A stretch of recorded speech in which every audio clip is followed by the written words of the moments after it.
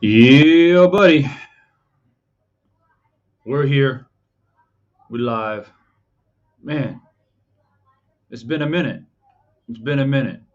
I think it's probably been around, man, probably about 4 or 5 days since I've been live. So it's good to be back. Just been crazy, crazy, crazy, crazy busy out here, man. You know, it's the time of the year, getting to November, Black Friday, uh, Thanksgiving coming up, going into the holiday season, man. This is the time of the year where I'm just super, super busy. Trying to squeeze in some time, man, to talk about these big fights coming up. And of course, we're just days away from Crawford and Porter. Looking forward to that fight. Really haven't had any time, man, to make videos like I normally do. A lot of times in these big fights, I'm dropping like 4 or 5 different videos about these type of fights. Just haven't had the time, man. So this is Firestorm. Out of the ordinary. Usually Firestorm, we rolling through Firestorm on Saturday nights, but I got to push it in here on Thursday night just to get it in before the big fight, obviously. And then, of course, we have some other big topics coming up as well. I believe we're going to have some guests pop in here momentarily. We're just waiting for everybody to get their notifications in. The one, the only Nitty G in the building. Salute to you, and of course, salute to Omega Red. SM also in the building, another official member of the channel. My man SM and Nitty G, official members of the channel. And of course, we got Chavo TV in the building as well. Plat Boy, another official member, wants to start the night off on the right foot and drop in that super chat. I appreciate you as always. Plat Boy plays. He may drop in a little bit later. I know he's at work doing his thing out there on the grind. Jay Smooth, what's good? Thanks for dropping by. So like I said, this is Firestorm. You guys know the long-term members who always tune in for Firestorm. You guys know how we get down, man. It's just we're running through various topics. People are going to jump onto the panel, and we're going to chop it up, man.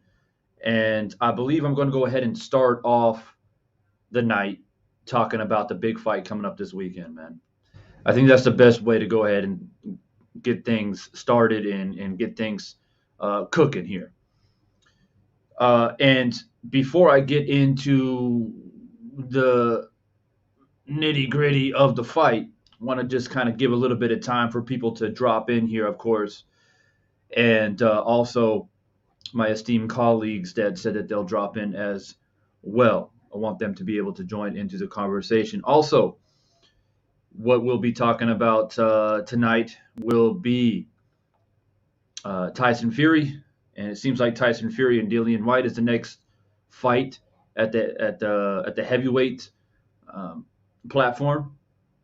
And there's a lot of crazy rumors going around about Jake Paul, man. And I don't know if a lot of people even care. I don't really care, but I've had a fair amount of emails come through where people are like, "Yo, Divine, you got to check this stuff out about Jake Paul, man, and the things that he is saying and doing in regards to setting up contracts and the way he sets up the contracts to fight these guys that he's fighting is crazy." And I've got some crazy articles to present to you guys, just to kind of, as an FYI. Um, Also, I wanted to talk a little bit about Canelo Alvarez, of course. We don't know what his plans are. There's so many different rumors out there in regards to what he's going to do next. Of course, a lot of people are saying that he's going to move up to cruiserweight. He's going to move up to light heavyweight. Or will he stay at 168 and defend the titles that he just acquired by beating Caleb Plant? So I'm going to address all those rumors that I've been hearing and also give you guys my thoughts in regards to all of those. Make sure as you come in, I know it's Thursday night, man. I know a lot of people are at home, probably tired from a long day's work. So I don't expect a lot of people in this live, because the nature of being in the middle of the week. This is why I normally do this on Saturday night where people can kind of put their feet up and tune in.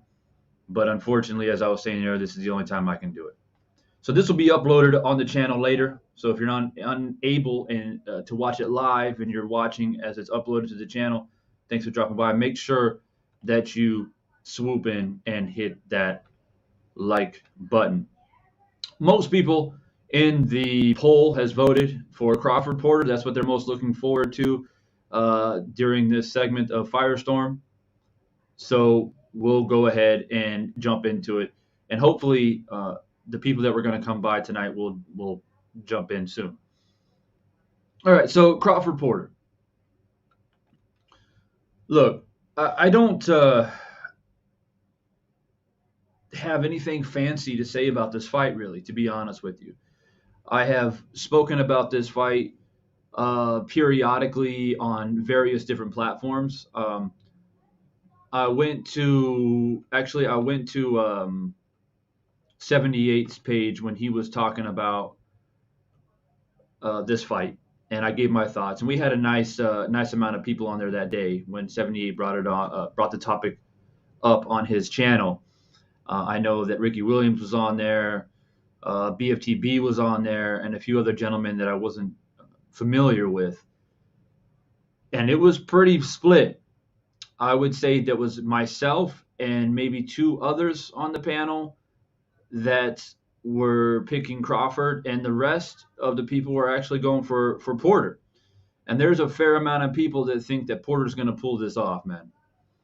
And because we are just days away now, as always, people start putting their bets in. They start putting their predictions in.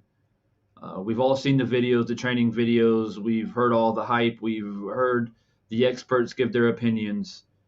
If you guys don't know, I believe Porter is a slight underdog in this fight. I know there are a lot of people who don't agree with that. But look, man, this is a tough fight. Like, straight up. This is a tough fight for both fighters. And there's a lot on the line for both fighters. Don't get it twisted. A lot of people are saying that, oh, Crawford is the one that has a lot to lose. I heard a lot of people saying that on the panel of 78.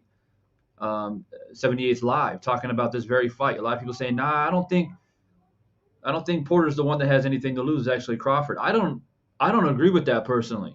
Now, you guys can leave your comments here in the chat. I don't think that. I think Porter is the one that has a lot to lose, because Porter, he's been in the big fights, and for the most part, he's always come up a little bit short. Now, granted, the reason why he's able to have these big fights or continue to have these big fights is because he's always been very competitive, right? He doesn't get outclassed. He doesn't get beat up. He doesn't get knocked out. He's always making these fights competitive, but he's just always a little bit short, right?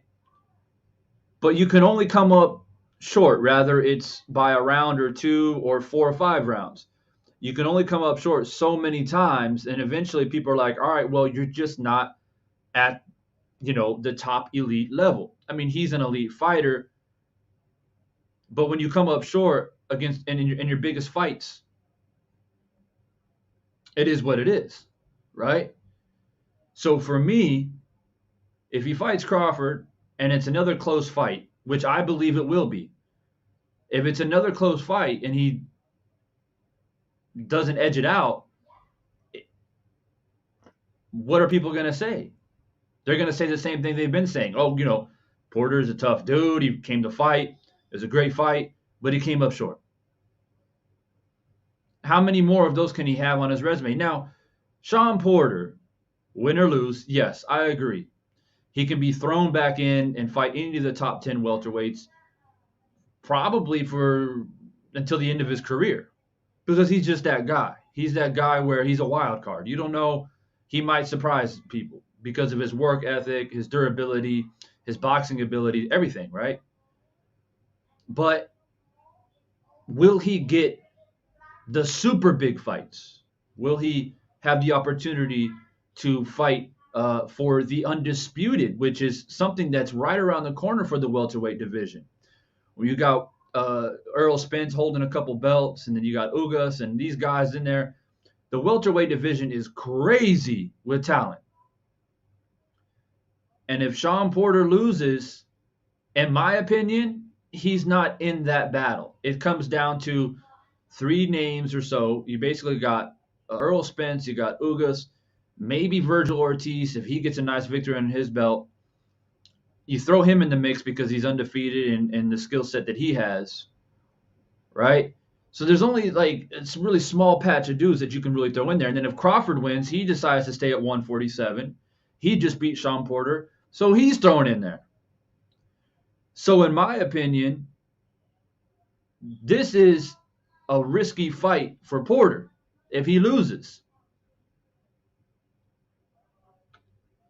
Now, if Crawford loses, yeah, I mean, if Crawford loses, of course, people are going to say, you see, he wasn't all that, right? That's exactly what people are going to say. They're going to say, you see, he's not at this level, or at the very least, they'll say he can't fight at this weight class.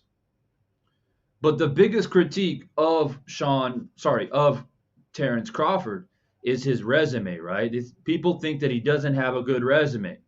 He has all the skills on paper. He looks great, but he hasn't fought the elite competition. And now he's moving up to 147, fighting a guy who has fought everybody pretty much at 147.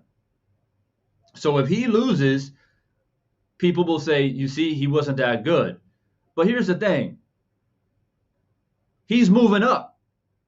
You understand what I'm saying? He's moving up. Anytime a fighter moves up and comes up short, people are like, well, yeah, he just can't fight at this weight class.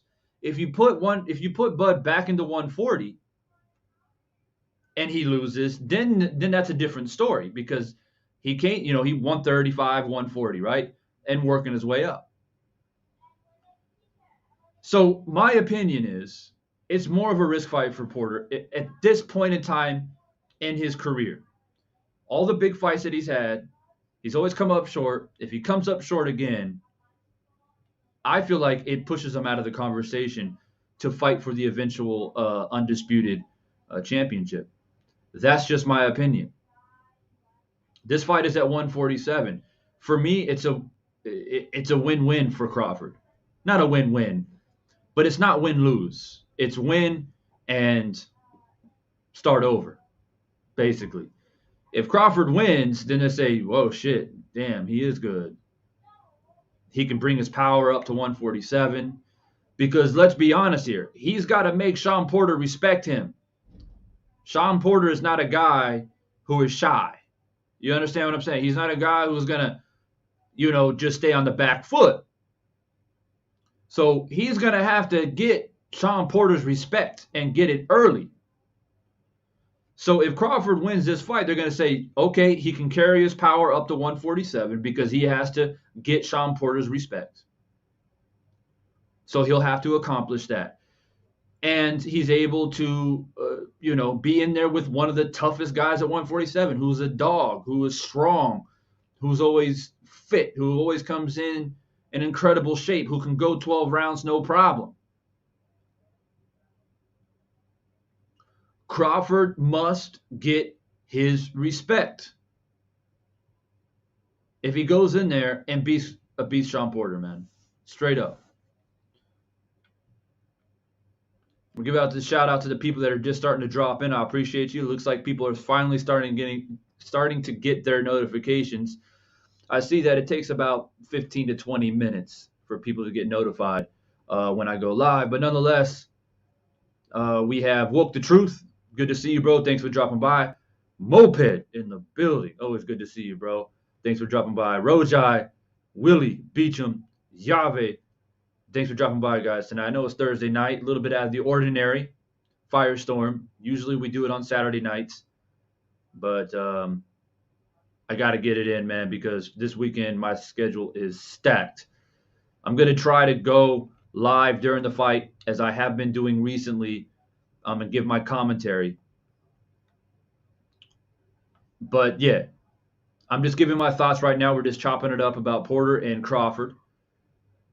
We may have some other people joining in the panel, and there might be some people lurking that might want to join. So I'll go ahead and drop the link now just real quickly before I forget, and then I'll continue my thoughts about Crawford and Porter. So there's a link for anybody that wants to jump in and join the conversation. Feel free. It's just a chop-up session, man, about boxing. So let me finalize my points here and tell you guys why I feel like Crawford is going to edge this out. And let me tell you, it is not an easy decision. It is not an easy prediction. And unlike most fights that I predict, I put countless hours into study. This one is really off the top of the dome piece, man, because I haven't had the time to really dissect their fights, especially Crawford. I know that's crazy because you're like, well, Divine, you're going for Crawford. You should really dissect his fights. Well, yeah, but I've watched both of them enough throughout the years. A pretty good idea. When you're doing a prediction about Canelo, Caleb Plant, for example, you really got to look at Caleb Plant to see if he can pull it off, right? But this fight right here, 147, Crawford Porter, this fight comes down to skills pay the bills, in my opinion. I understand Porter, bigger guy. Porter has the resume. Porter, more distinguished. Porter has a chin. Porter, the durability, the endurance. He's seen it all, right? He's seen hand speed. He's seen combination punchers. Been in there, Keith Thurman, Earl Spence. Experience does mean a lot in this game. Absolutely. But this will be a boxing match, in my opinion. A lot of people think that Porter's going to come in, force Bud to be uncomfortable. And I see my man Rojai saying, oh, he better have an inside game. Well, if you're Shawn Porter, that's exactly the game plan that you want to have, is work on the inside. Absolutely. You try to fight from distance, Terrence will pick you off. And we know he's a switch hitter. He work angles, get in those combinations. You don't want to stand flat-footed in front of Terrence Crawford because he's got hand speed. We know that for sure. One thing that you don't lose moving up from lower weight classes especially is hand speed, right? We saw Amir Khan move up. He's always had hand speed. What is the one element that troubled Canelo Alvarez when they fought? Being the smaller man was hand speed. Canelo had a difficult time early in the fight timing that hand speed. I think we're going to see a very similar situation in this fight. Porter is going to have a difficult time timing Crawford's hand speed because Crawford is the smaller fighter and Crawford does have the hand speed advantage and putting combinations together. Now, of course, that is my opinion and I'm sticking to it. So, what is one way to isolate hand speed? And not just hand speed, but hand speed with accuracy. That's key. Anybody could have fast hands, right? You can throw a bunch of punches, but are you connecting? Are they making a difference? The one way you counter that, right? The one way you subdue that is to get in the chest, right? Cut off the distance, not allow them to keep the distance to land that hand speed and move out of the way. You got to be in their chest, going to the body, take the wind out of the sails. And if Porter's able to do that, then it's going to be a very difficult fight for Crawford. I don't see Porter on the back foot trying to box. That is not a good look for Porter, in my opinion. He's got to go in there and he's got to be in Crawford's chest. Chavo TV in the building. What's good, bro? What's home? What's home? Yes, sir, man. Talking this boxing, you know how it goes, brother.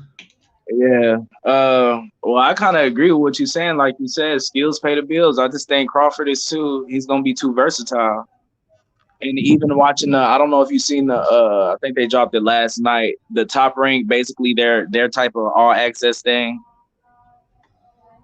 With Crawford and Porter. Yeah. I don't know. I forgot what they call it, but basically it's all access type shit. His dad was even telling him, like, you have to do what I'm telling you to do, not what you want to do. Like what he's like you can't teach an old dog new tricks like that. He keeps wanting to go forward and punch, and he gonna get caught like that. He even said that the last times he got dropped was that same little right hook, or was it left hook? Either way, it's a small hook, and obviously that's what Crawford is very good at, small hooks. I forgot who he just dropped somebody with that hook. But yeah, and then that time and then his speed, like he had real trouble with Broner too because his speed. Yep. Yeah, hand speed is going to be a real eye opener, and I think a lot of people are underestimating Bud's hand speed, man. And that's the point. That's the point that I was trying to make to people, is that when you move up, like Manny Pacquiao, when he moved up, his hand speed was blazing, and when he started fighting these bigger guys, they're like, shit. And it's not like power. It's just you're getting touched up, and you can't. It's harder to defend when these hands are just being thrown. Yeah, the only thing you can do is ball up. Yeah. So thing about Porter is, he's a durable dude, man. So even though Crawford is sitting down on his punches and throwing with speed and velocity and using angles, which I know he's going to do. He can switch it up if he feels like he needs to. But Porter has a pretty good high guard defense. And he's tough. He's strong. He's going to be able to absorb, for sure. He's going to be able to absorb and try to get inside.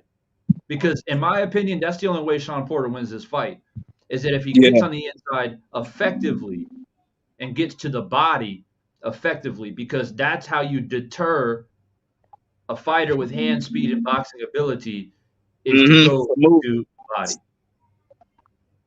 Yeah, I agree. He won't be able to box with him. That's for damn sure. Definitely won't be able to box with him. And like you said about the hand speed, somebody that we could look to that's doing it right now is Canelo. These guys that he's going up to, that when he's going up in weight class, they're way too slow. Way too slow. It's like the higher in weight they get, it's like the less skills they have almost. Yeah, for sure. And it's crazy because when I first started thinking about this fight, I was like, oh, yeah, Crawford got this. But as time went on and I started tuning into some of these other channels out here, we got some channels out here who are going for Porter like hardcore. They're like, Porter got this. And I'm like, damn. So they got me thinking out here. I'm like, shit. But man, it's an important fight for both of them. Like I still go like almost. It's not an easy decision, like you said. Like sometimes I'm still like on the seesaw about it. But because they both really need it. They both really need it. Because either it's like damn near whoever loses, almost like it's not known as that guy no more. Like out of all the shit Terrence Crawford was talking, he has to do it. He has to win. Has to. Otherwise, like they won't even. People should watch him still. That's what should happen. But you know how that goes.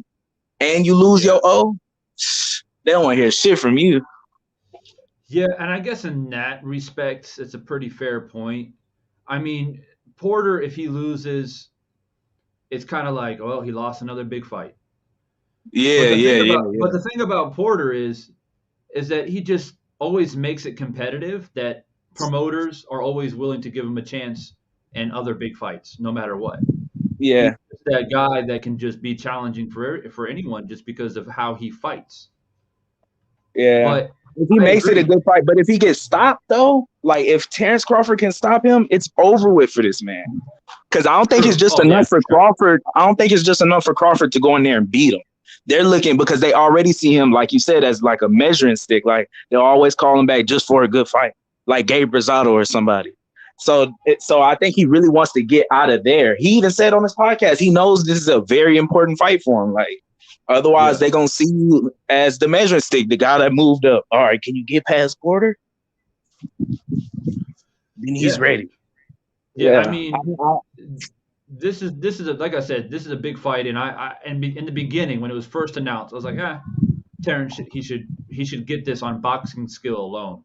But as I said, as the fight kept creeping closer, and I was listening to BFTB, and he's out there going bug wild about Porter, and saying, "Hey, Bud hasn't proven anything. Porter's proven himself." And I'm like, I get that. I do get that. But at the end of the day, and people kind of shrug their shoulders at it, but skills pay the bills. And when I look at it, who has more skill? In my mind, Terrence Crawford does. That is just my opinion. So if Porter wins, he's going to win because he's bigger, stronger, and he bullied him.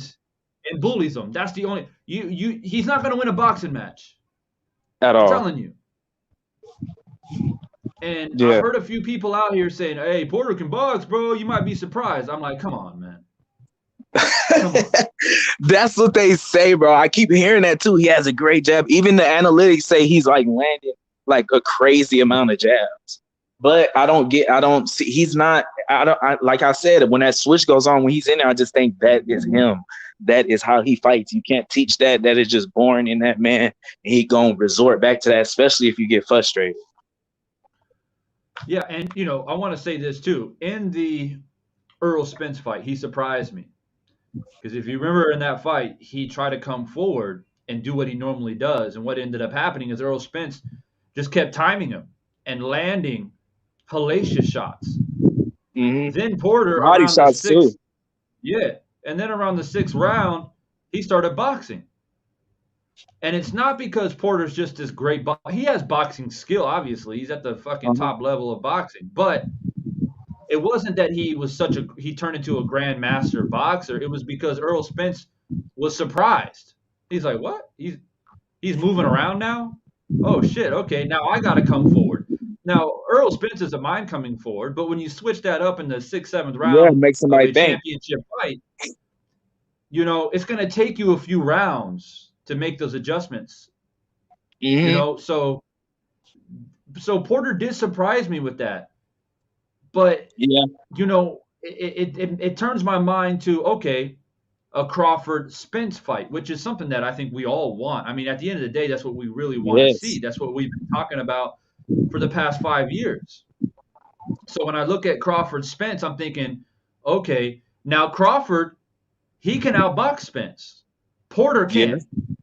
Mm-hmm. But Porter showed in 3 or 4 rounds where Spence had a little bit of trouble. So for me, I'm like, oh shit, well, if that's Crawford, he's going to box for sure. But Spence, in my opinion, goes to the body like no other welterweight. Yeah. And how do you stop a boxer with hand speed? Is go to the body. And he stopped him with coming towards him. going to the body. He was hitting the body shots coming towards him. If he got to come to you, it's going to be way easier. Facts.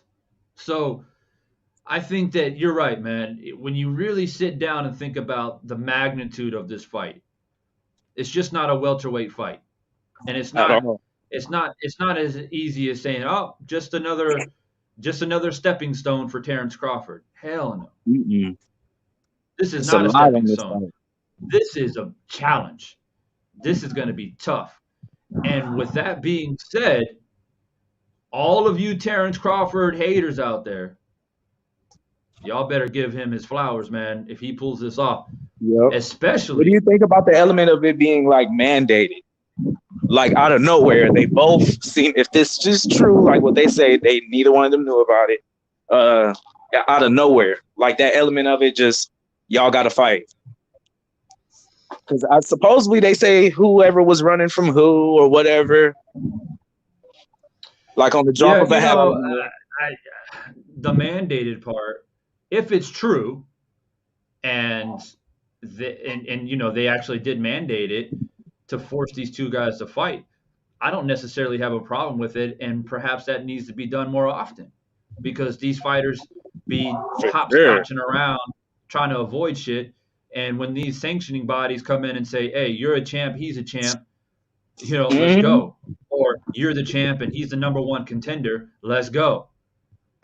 They should be doing it more often. Yep, that's why I'm glad I don't know if you've seen it, Booba posted something about Hammy Mugia and Charlo and Jamal being mandated.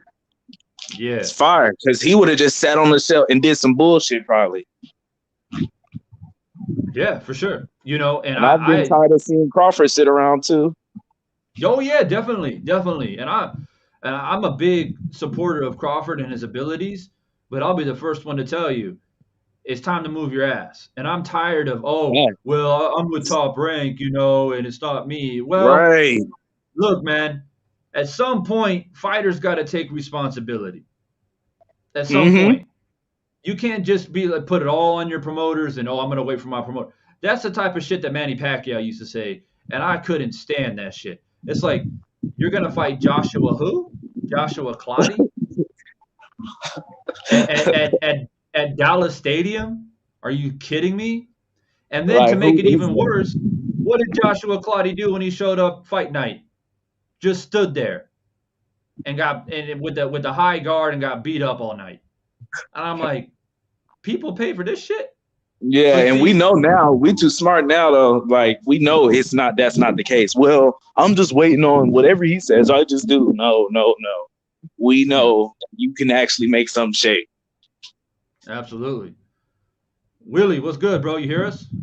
What's good, Divine? Can you hear me, man? Yeah, man. Good for you to stop by, man. For sure. What up, man? So, I think Porter might actually be able to pull off the upset. Yeah, tell us why. Tell us your thoughts. Well, I agree with y'all on Porter not being able to win an outside fight. I've been watching a lot of film, and that's just not a good idea. I hope that's not what the Porter team has come up with. But Porter does have a great jab, and I would hope that his plan would be to jab his way on the inside and rough Terrence Crawford up. He can't win a mid-range fight, and he can't win an outside fight. So I would hope that Porter utilizes his inside work and just, tries to smother him to death. Yeah, you agree with that, Chavo? Yeah, if he does, and if he has enough power, if he could take, I want to see how he takes those shots. How Crawford takes these shots. If he could take them shots well, I don't see. I don't know. I still might not see him winning. It's at some point in the fight, for all you, we're gonna have to hurt him a little bit. Yeah, at some point in the fight, Crawford's gonna get hit. That's inevitable, and he's gonna get hit with something flush, because as good as Crawford is, he's not a Floyd Mayweather. He gets hit. And especially when Crawford starts letting his hands go, sometimes Crawford gets a little bit overzealous. Yeah, I think he gets hit probably more than Spence. Yeah, probably. Spence is a bit more methodical. He's like jab, jab, body, jab, jab, right hook, body. You know, and he doesn't really go over the 4 to 5 punch combo range. You know, he likes to break you down. Spence does. But Mm-hmm. Crawford, he'll try to piece your ass up. He'll throw a 10 punch combo Yeah. at your ass. Yeah, he got Right? like a switch in his head, like a just a Yeah, fight. for real. So when you go in against a guy like Porter, and I've sparred guys similar to Porter, where you get comfortable letting your hands go, and all they're doing is trying to block. But all of a sudden, they get up underneath one of those punches, and they come up with something looping over the top, and you don't see Ooh. it because you're in the middle of your combo, right? And Porter is not the biggest puncher in the welterweight division, but he can hurt you. Mm-hmm. He can definitely Especially hurt when you you. don't see. Yeah. This is the fight for Terrence Crawford because I've never seen Porter dominated, and a lot of people are expecting Terrence Crawford to do great. It's a little bit unfair, to be honest, because It is. how It's can very you unfair. expect him to look so great against somebody nobody has looked great against? Mm-hmm. That's why I said if he could stop him, it'll shake the whole division. Even more boxing, period, because he still could move up. This is like a 55-45 fight and slightly favoring Terrence Crawford, in my opinion. Yeah, that's a fact. I believe the odds are slightly in the betting odds are slightly in favor of Terrence, but not that much. I mean, they're not like Canelo Plant odds, I'll tell you that. So I don't know if I'll bet on it. I put $200 on Plant, and hoping to walk away with $1,200. Those are the type of betting. Those are the type of betting odds where I'm like, why not? But with the Terrence Crawford, I mean Porter, I don't know, man. I might throw $100 on it just to kind of just throw it in there to see what happens. I'm hoping Porter pulls off what the do y'all upset. think the odds are against stopped? Because I think Porter wants the Earl Spence fight more than Terrence Crawford does, from what they've been saying. So I want Porter to pull off the upset. You think Porter wants the rematch? Yeah, he definitely wants that Earl Spence fight bad. He doesn't want to be looked at as the measuring stick.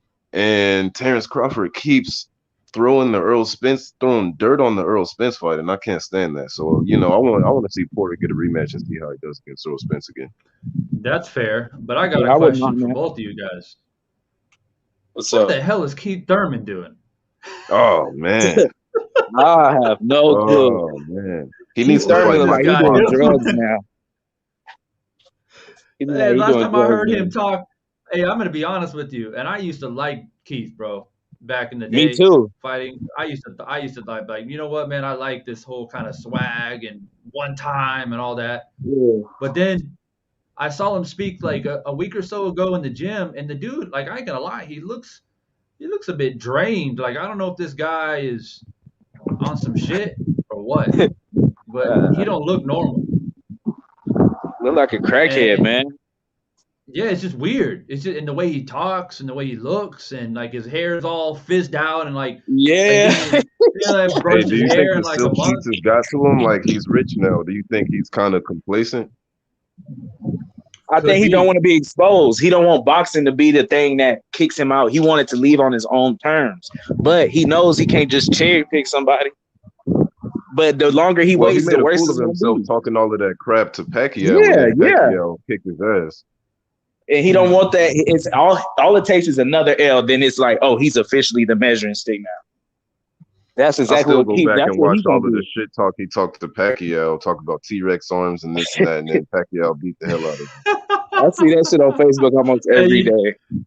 Hey, you know what's funny about that T-Rex analogy is that he got dropped going backwards, and Pacquiao lunged forward and hit him with the hook. And it's like, you were making short arms, and he got you. He knocked you down while you're going backwards. That made him just being inactive this long, it's over with. Thurman should have never said that he didn't know who Boots is too. That was just stupid. Of course you know who Boots is. Come on, man. You scared. I want to see that's what I really don't like. We need to see Andre Ward get a little tune up in. and go ahead and take down Canelo. That's what we need to see. Ooh-wee. That's what we As need. much Oh, as much as I would have you already love, talked about Canelo moving the cruiserweight and all of that stuff? not yet. We're about to do that here just in a moment. We got my man K Rod in here. I want to hear K Rod's thoughts. Who do you got, man? Porter or Crawford coming up this Saturday? I got Porter by Brutal KO. Oh shit! Ah, damn. Brutal. You gotta explain yourself. You throw the word brutal in there. That's a mighty adjective to add into that. Can I click on it? Yeah. Cook it. And we got All a right. poll going right now. Y'all vote in the poll. Everyone in the chat, go ahead and vote in the poll right now. Who do you got? All right, K Rod, you got the mic. All right, thank you. The reason why I believe Porter knocks out Crawford and demolishes him is mainly because of the veteran level experience. Imagine if I wanted to get into boxing and I wanted to know how to master my skills. Am I going to go with the trainer that has more experience of being a trainer? Or am I going to go with a trainer that doesn't have any experience at all, and he's not going to get me anywhere to where I personally want to be? And to compare that with Crawford and Porter, the level of competition that I see out of Porter is basically a high tier level competition that is very dangerous level competition that nobody doesn't want to get into. And compare that to Crawford. Crawford has fought some decent names, but he hasn't fought the best names at 147. And same thing at 142. But for 147, Crawford hasn't shown me why he's Terrence Bud Crawford. Because if he were to fight all those names at 147, then I would automatically choose Terrence Crawford, hands down. But that's never to be the case because Crawford didn't do that. So for me personally, I choose Porter because Porter, he has shown to me why he is Sean Porter. He has belts to prove why he is who he is within his fighting career. So if Sean Porter shows to me why he's Sean Porter against Terrence Crawford this Saturday, then I truly believe Porter, he's going to walk right through Bud and he's going to beat the living crap out of him. Because Bud, he's never fought anybody like Porter. He has been fighting C-level competition compared to Porter. He's been fighting A-level, S-plus level competition.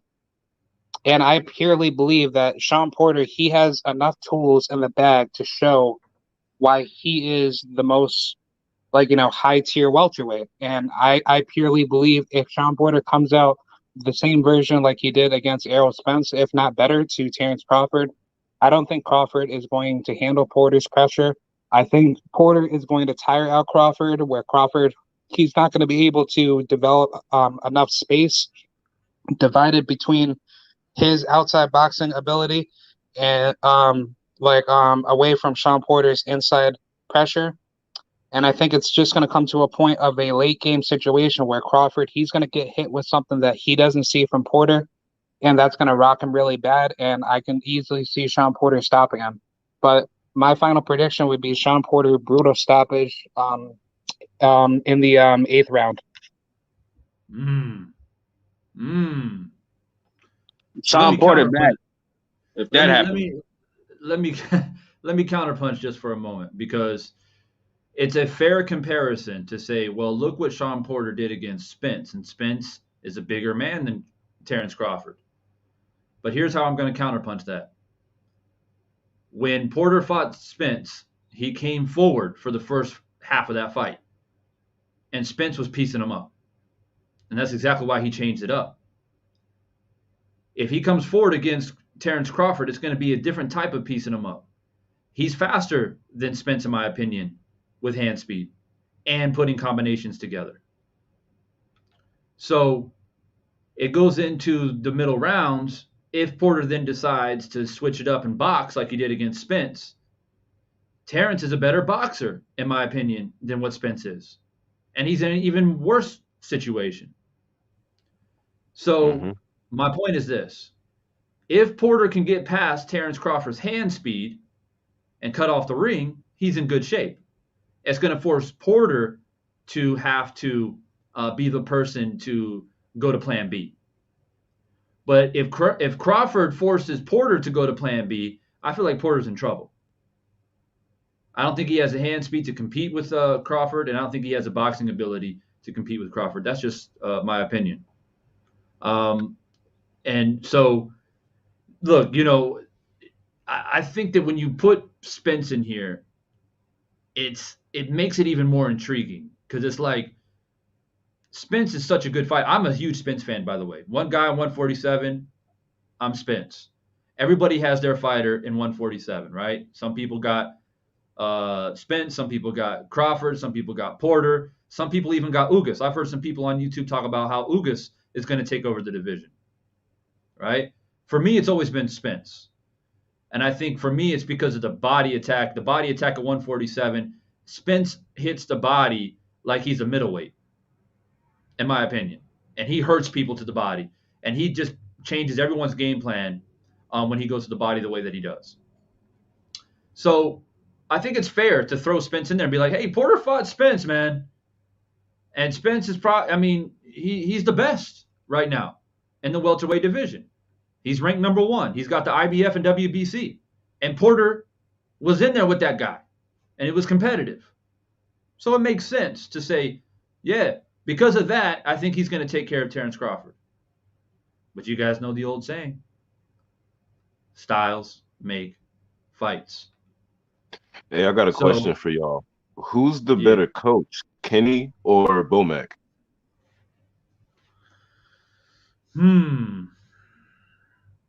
For me, father trainers, right? And, you got like Angel Garcia, Kenny Porter, and many others. It's hard for me to rate them as trainers. And the reason why I say that is because when we think of them, we think of their sons, right? So I can say that Kenny has done a great job with Sean, right? But would he do good training other fighters? I don't really know. I can't really say yes or no. But in regards to Terrence's trainer, I would say that he probably has more of a diverse ability to train different fighters and different things like that. For me, when I look at Sean Porter and Kenny Porter, right, it reminds me of like growing up and playing football. And Kenny Porter reminds me of my old football coach, where he's like, running sprints and doing burpees and like hit the bag and like rough, tough tackling, And Kenny just reminds me of that guy. And that comes out in Sean's fighting style, right? Very rough, rugged, come forward, make it uncomfortable, run them down. But when you keep that same analogy from boxing to football, you can get a rough and rugged team who hits hard, who goes in the trenches, that smash mouth type football, right? But when they play a team that's balanced, that has skill, athletic ability, they're going to win 9 times out of 10 because skills pay the bills. So who's a better trainer? It's hard to say, man. Anytime I got a situation, like I said, when it's a father trainer, it's always hard for me to say, For example, Roger Mayweather, not a father trainer, but uncle trainer. Pretty much the same thing. Same family, right? He never got trainer of the year. Nobody can really say if Roger Mayweather is actually a good trainer or not because it was pretty much Floyd. That was it. And Floyd is one of the best to ever do it. And that's why it's hard. But when you get guys like Freddie Roach, he gets trainer of the year because he trains Pacquiao. He trains Cotto. The dude has trained almost every champion, it seems like Freddie Roach has at one point in time in his coaching career.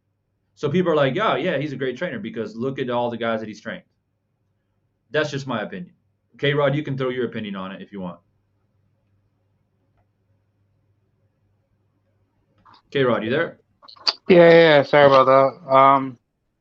Yeah, I definitely agree. I think it's just due to, I guess, with a certain style that is comfortable, like with the fighter that chooses that particular trainer because kind of local sports made a good point. Not every trainer is fit for every fighter, and I purely believe that a statement to be true because let's just say, for me, I'm a southpaw, but if I get training from Freddie Roach, I don't think, that the way he's going to train me is going to be good compared to, me going to get training from Derek James or whoever.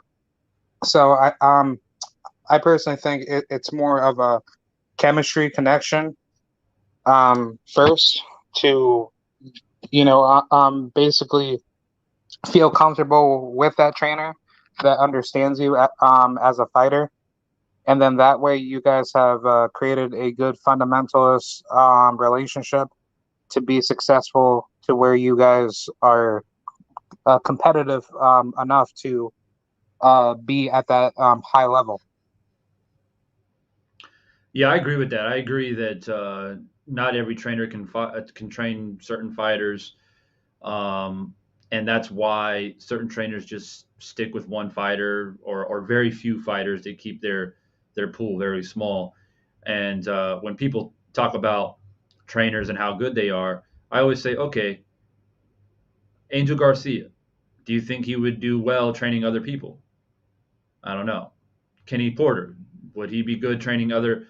Not even. I won't say just other people. Let me say. Let me be more specific. Other contenders. Do you think he would do a good job, or are they suited to train their sons because they can get through to them, they can get what they want out of their son, and those type of situations? So let me give a shout out to my man Platt Boy for another super chat. He says, "We saying Porter doesn't have a chance to KO Bud?" Question mark. Well, my man K Rod in here said that he's got a brutal KO. So there are people saying that it's going to be a KO. Now, I don't know what the odds are for KOs in this fight, but I would say this, though. If you bet your money on a KO for Porter, you're going to win some money. That's for damn sure. So I guess in that case, you got to put your money where your mouth is if you think that Porter's going to KO Bud. I personally, to kind of capitalize on this topic and finalize it and move on to the next topic, I think this is going to be a 12-round fight. It's going to be a tough fight. I think both fighters are going to have their moments. But I just think that Bud is going to do enough. He's going to be a little bit more crisp. He's going to be a little bit more sharp. He's going to land the combos. And I just think that he's going to get the decision.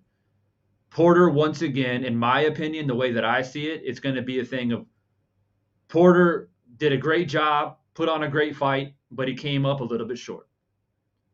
That's just the way I see it, and I hate to say it about the man because I have a lot of respect for him, and I wish him nothing but the best.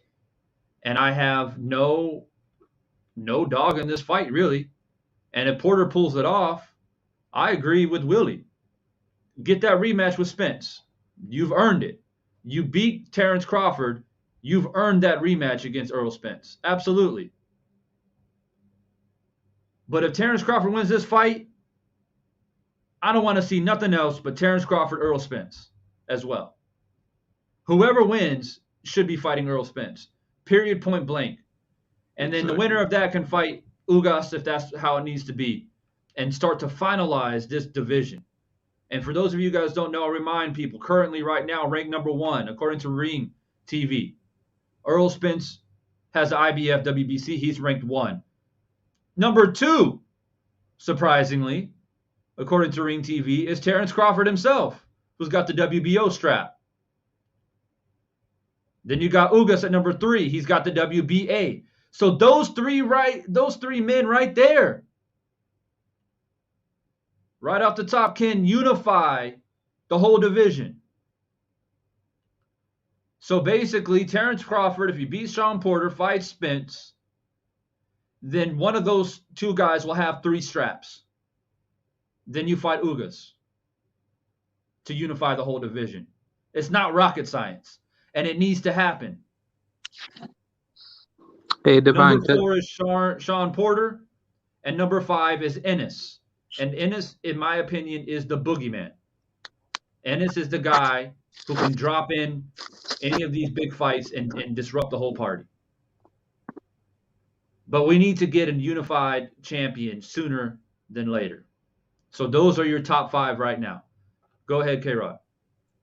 Yeah, I was gonna ask you if Crawford does lose, regardless of like what the outcome that does come out of what the fight, is it fair to say that Crawford Crawford was never to be viewed as a top welterweight if he loses to Sean Porter? To me, it depends on how he loses. You know what I mean?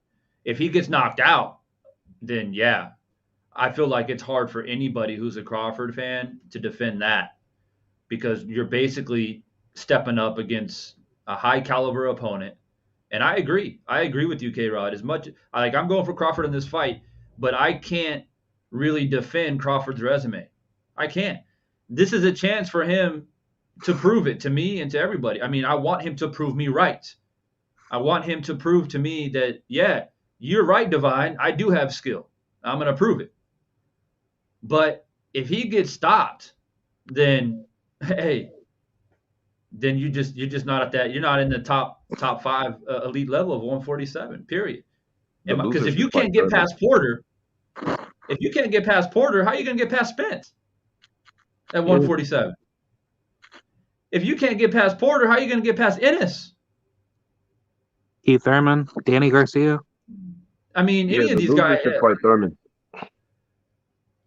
Right? So, like, that's just what it is. Now, if you go in there in grand fashion and completely either outbox Porter and or stop Porter, then I'm saying to everybody out there hating on Crawford, hating on his resume, and he ain't shit, and this, that, and the third, as much as I would say a lot of that is warranted, y'all better come out and give this man credit.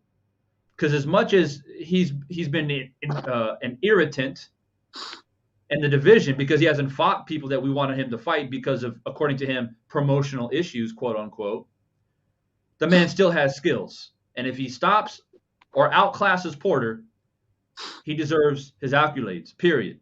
So, but to answer your question, yes. If he gets outclassed or knocked out, Crawford, that is, then yeah, I would say, you know what? Hey, it is what it is. He's not at this level at 147. Because like I said, if you can't get past Porter, how the hell are you going to get past Spence? Who's the champ right now? Who's ranked number 1? So that's what it is. Now, this is literally a I gotta prove it to you fight for Crawford on so many levels. And I'm looking forward to it, man. I really, really, really am. Look, we got 27 people watching. I appreciate everyone dropping by. Make sure you come in, swoop in, hit that like button, and vote in the poll before I close it. I'm about to close this poll right now and move on to the next topic. Currently, right now, 71% saying Crawford is going to win this fight.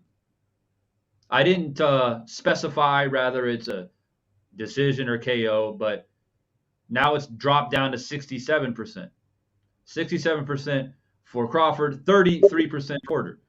That seems about right even for the betting odds. It's 60-30 or 60-40, something like that. So make sure you get your vote in, make your voice heard. Any final thoughts on this, guys, before I move on to the next topic, which is going to be Canelo? I'll swing it to Willie.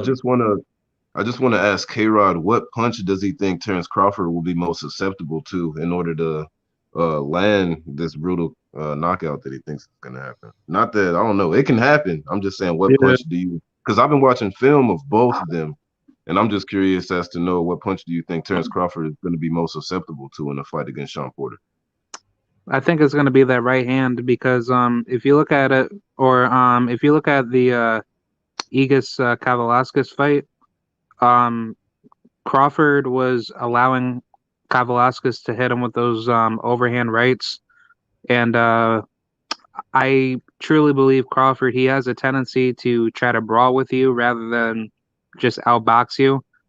And it like basically like if Sean Porter capitalizes on that and he psychologically wins that mental warfare with Crawford, then I truly believe Crawford, he's gonna be very foolish trying to trade with Porter, and then Porter, he's just gonna clip him, and then something out of my mindset is gonna make me think that Crawford, he's gonna go through that same motion that he did with Kavaliauskas, where he's gonna get clipped, and then Porter, he's going to see that weakness. And then Porter, he's just going to bum rush him. He's going to not give him any breather room. And then if he hurts Crawford to the point where, it's a knockdown, and then Crawford, he doesn't look so good after that first knockdown, then I could easily see Crawford going to sleep, because it's like, if you're getting clipped by lower level tier welterweights, then what does that make Porter having the odds to possibly knock you out?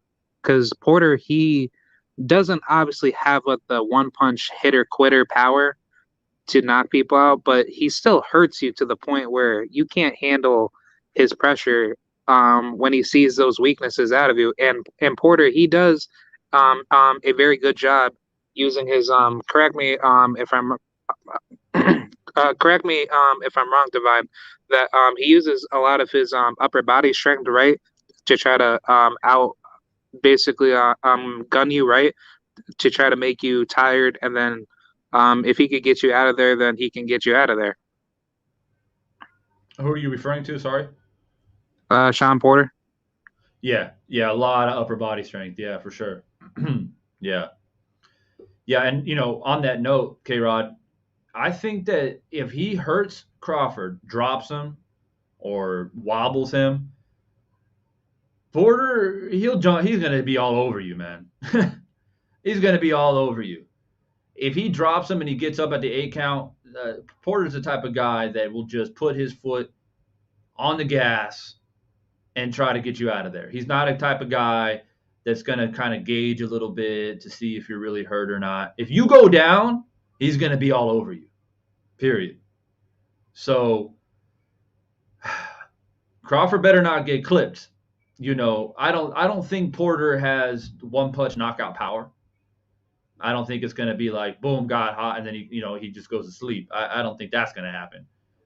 But there's a possibility that something looping, because Porter puts his damn head down sometimes and just throws shots, and if it lands, it lands. And as awkward and unorthodox as that is, if you get hit by those type of shots, those are the shots that sometimes drop you. You know what I mean? So I can there's a fair chance that might happen. Like I said, I don't think it's going to be boom, he got caught and clipped and he's out. He'll probably get up, but then can he weather the storm? You got to tie Porter up. But the problem with Porter is he's so good in the inside. You can't hold on to this man. He is not an easy guy to tie up. His upper body strength at 147 is like a super middleweight. Seriously. The dude will rip out of the clinch and just start punching. And he doesn't care what he hits. Porter don't care if he hits you on the elbow, on the shoulder, on top of the head, whatever he hit, he's just throwing. So that's just the type of guy Porter throws that type of caution to the wind, especially when he hurts someone. Look what he did to Paulo Malignaggi when he had Malignaggi hurt. He just mauled him until he finally stopped him. So when you get a guy jumping all over you like that when you're hurt, you only got 2 options. Well, 3. 1, you can try to get out of the way and move, but when you're hurt, that's not easy. 2, you try to clinch. That's not easy against a guy like Porter. Or 3, you got to punch back and try to clip him when he's got his head down, trying to throw something big. You got to get an uppercut in there or something like that. And if it was me, at the top of my head, which option Crawford should choose would be option number 3. You got to punch back. You got no choice. Because if you try to clinch him, he's going to rip out of there, and you're just losing even more energy trying to deal with the bigger, stronger guy, period. Don't get it twisted. Porter is the bigger, stronger guy in this fight, people. Crawford has the advantage in hand speed because he's moving up from a lower weight class. He's going to have good footwork. He's going to have good foot speed, and he's a smaller guy. He's going to be hard to hit. He's going to be maneuverable, and he's gonna try to piece up Porter early and quickly. He'll have those advantages, but don't get it twisted. Porter is the bigger, stronger guy. So I think that pretty much summarizes. I appreciate everyone dropping by. My man Watcher says Sean turns people well. Yeah, he does, and he cuts the ring off well. He's made a career from cutting off the ring against guys who try to outbox him. Because if you're gonna fight a guy like Porter, you ain't trying to brawl with a guy like Porter, unless you're a brawler. But most guys go in there and be like, man, I got to keep this guy off of me. One problem that Malignaggi had is Malignaggi ain't got no power. So Porter didn't respect it, and Porter did. He just kept coming. He's like, hit me with your best shot. I just keep coming. Terrence Crawford has to earn the respect. He's got to clip Porter early with an uppercut. I think Crawford is one of the best uppercuts in the game. He's got to clip him and get Porter to say, ooh, that hurt. I got to be careful. And if that doesn't happen, Crawford's going to be really, really busy trying to keep Porter off of him. And that's just the kind of the way that I see it. We got Stormy B-Man in the building. Hey, Divine. What's good, Stormy? What's good with you, brothers? How you doing, man? Sorry, I'm a little late, but I had a scheduled program myself. So with my man Watcher there, we did it in the eye of the storm. Nice. Hey, Divine. I see, just real quickly, K-Rod, I see a guy in the Living Word 32.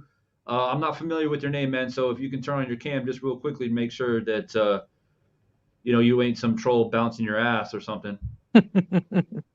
All right, bro. Cool. So we got the Living Word in here dropping in. Yeah, go ahead, K-Rod.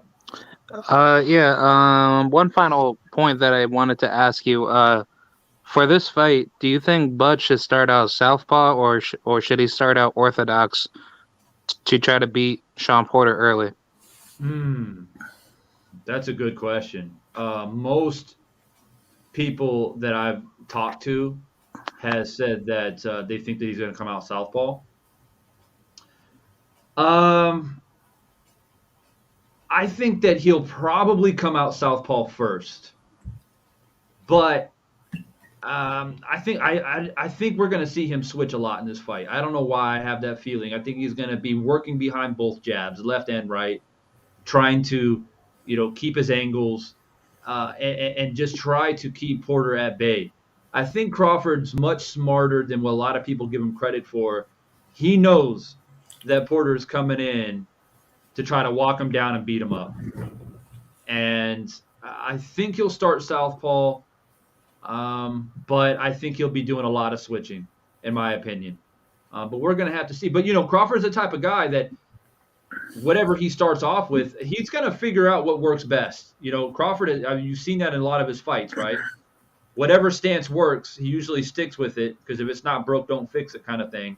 When he's switching a lot, he's either doing it to try to offer different angles and try to hurt his opponent, or he's trying to find what works best. So I see we'll probably see a little bit of that. So Stormy and the Living Word, we've been chopping it up now about these two men now for the past 45 minutes or so. It's pretty split. I got Crawford in this fight in a close decision, 12 rounds. I think it's going to be really, really close fight. I just feel like skills pay the bills, and I feel like Crawford's just going to do a little bit more, just do enough to go ahead and get the nod against a rough and tough opponent like Sean Porter.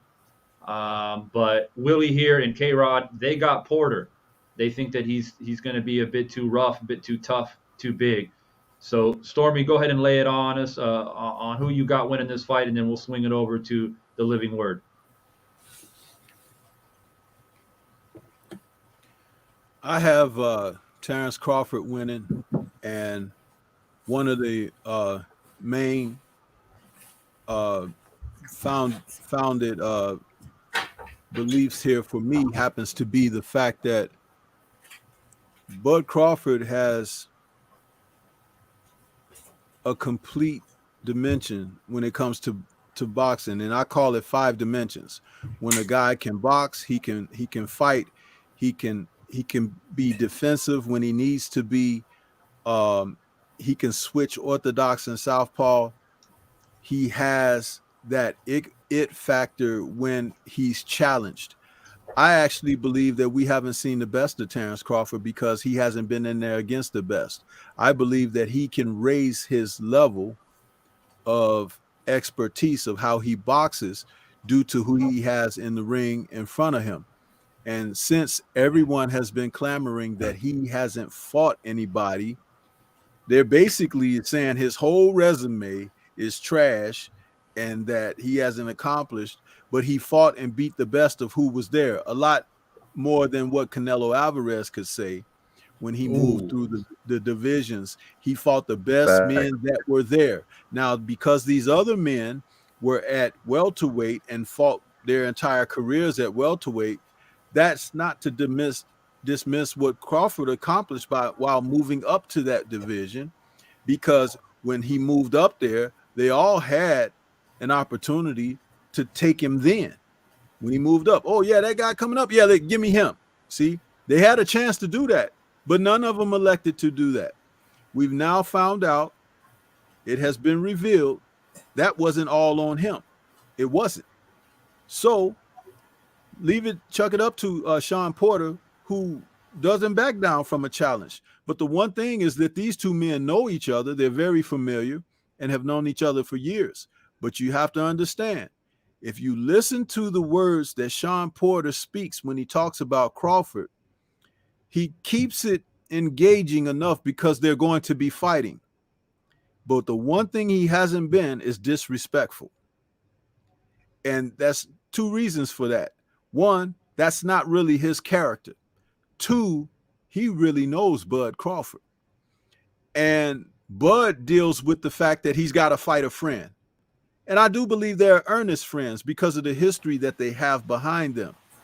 But now on fight night, Sean Porter becomes like that meat that is hung outside the lion's den at the zoo when it's feeding time. You ever seen when they throw that meat in there, what happens with the lion, how he behaves, licking the bars and everything where the meat was hanging on the bars. And listen, Porter's in trouble, man. And this doesn't mean like, oh, I think that Terrence is going to smash him, this and that. I think he's going to win. And I think he's going to win by knockout or stoppage. You know why? Because he's got to prove something here. He's got to send the message. Sean Porter don't have to send any messages. Sean got television deals. He's got the podcast. He's got, the god-awful wardrobe. It's like he's got a lot of things that he could focus on. But Bud wants blood.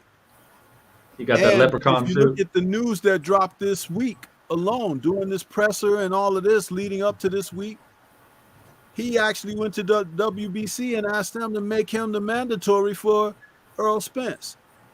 Now, that's very interesting because, like someone was saying earlier, okay, he had professed that fight was behind him or whatever. That fight ain't no further behind him than Sean Porter is in front of him because he knows what you guys have been saying about him. If you think that, yeah, he can play poker face and be like, man, I don't care what nobody say. He cares. And he wants to prove himself against who you say is the best. Right now, everybody been asking for this. So he's going to give it to you, and he's going to give it to Porter. And I know that Kenny ain't going to let his son take a beating if he gets hurt. That's what I'm saying. If Bud is starting to get that advantage and he's banging on Porter, Kenny ain't going to let you see the end of that. He's not. He's not. But if you think that Bud can't do that to him, tune in. Because Porter going to have to kill him to win. Now he don't Stormy, go ahead. Stormy, we were both on 78's panel when they were talking about this fight. And right. I'm sure you remember there's only a few of us, including myself, that was saying, y'all sleeping on Bud's skills, man. There were a lot of people on that panel saying, hey, ain't fight nobody, and Porter's fought everybody, and Porter's bigger, stronger, tougher, and this, that, and whatever. And I'm sitting there on that panel like, damn. And at one point, I was like, 78. Am I the only person on here going for Bud? I mean, damn, we got like 8 against 1. And then there was one other guy from the UK that was going for Bud as well. And I think you came in briefly, Stormy, and said you were going. Yeah, because I was at work that day. I could only speak for a little while. But look, people have a lot of faith in Porter that he's going to pull it off. A lot of people going for the upset, and that's what makes this fight very intriguing. I want to give this new gentleman on the panel here, the Living Word, his opinion and his word here on this fight. Who do you got Who do you got winning this fight, and why? Let us know. What's up, Divine Sense? This is the Living Word, man. I just wanted to thank you for letting me on the podcast here. Man, I got Crawford, bro, and I could break it down. I think one of the things that has to be talked about that's very important is me personally. I believe that we got to talk about the fact that Crawford is unbelievable in the midst of the fire. When punches are being fired at him, when combinations are coming at him, Crawford is a natural, and that is the separation between him and Porter. Porter is one of these guys that he's a little bit good at everything as far as I'm concerned, but not particularly great at anything. Doesn't got great punching power. Part of his career has been he's an aggressive brawler type. Then that part of his career has kind of drifted on into being a good boxer type. And he's kind of became a well-rounded guy who can either win a big fight or lose a big fight. What he's dealing with Terence Crawford is a natural. And in my personal opinion, I watch boxing very closely, and I understand what Sean Porter brings to the table. I understand that he looked fantastic against Spence, who I would honestly say in that particular fight, Spence looked basic in that particular fight. But I've seen what Sean Porter can do. Crawford, on the other hand, this is the absolute perfect opponent for Terence Crawford. When everything Porter does, when he comes in with flurries, or he tries to be mysterious with his style, Crawford will pick him apart in between the combination punches. Every time Porter comes in with big power punches or mixing it up, Crawford's going to catch him in between. Watch his fights. Now, if we're talking about Crawford's resume, understand one thing. Does he have a slightly weaker resume than other guys in the league? Sure. But here's the thing that Crawford did that was absolutely fantastic. Terence Crawford beat those guys the way if you get a big name like Kell Brook, or if you get a big name like Amir Khan, when you're coming up from 140 and you fight a 100 and technically 154-pound Jeff Horn is similar to Sean Porter. And a 140-pounder in his first debut at 147 put on a performance against Jeff Horn. He didn't just beat him, but he beat him to a pulp. It was a competitive fight. But when I think about – and another thing Sean Porter's doing right and wrong here is he's showing so much respect. Me personally, as much as I respect Sean Porter, to me, it's like just taking on Terence Crawford is a moral victory for him. Like you guys said, he's got his podcast. He's got his staple. Just he feels partially a victor just because he took on Terence Crawford. This is the perfect opponent for Terence Crawford. And let me tell you, if it does go 12 rounds, that's fantastic. We all know Sean Porter's a workhouse, but as the fight goes on, Terence Crawford is going to pick him apart, and he's going to look better than he ever did. This is it. This is going to be the showing of Terence Crawford. He knows what's going on with Canelo Alvarez. He knows what's going on in the league, and people are doubting him. They're doubting his resume. Sean Porter picked the wrong one. That's my opinion. Divine, the gentleman that just finished speaking, what's the name again? The Living Word. The Living Word. Man, amen to that, because you spoke the words much truer than most people understand, man. And I will just like to add this one little point to what you stressed, because I didn't finish my explanation of why I thought about him being a better class of fighter. Yep. Bud Crawford is one of the few fighters of today, in today's boxing. I'm not saying he's the only one. He's one of a few. You can probably count him on one hand, that he likes to punch with you. Yep. In the midst of action, because most of the guys in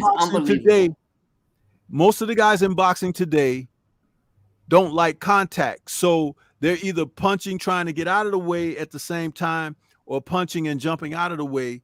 Bud will punch with you. In other words, you throw your jab, he knows the punch to counter the jab, and he'll throw that. He takes the first couple of rounds to download data on you. When he throws a shot at you, which side you move to, how you move your hands to block, where you slip or bob or whatever, it takes a couple of rounds to gather that information. Then by round 5, he's starting to implement what he wants to do. See, a lot of people don't understand that. You don't just start off boxing just because you took a couple of rounds, you win in the fight.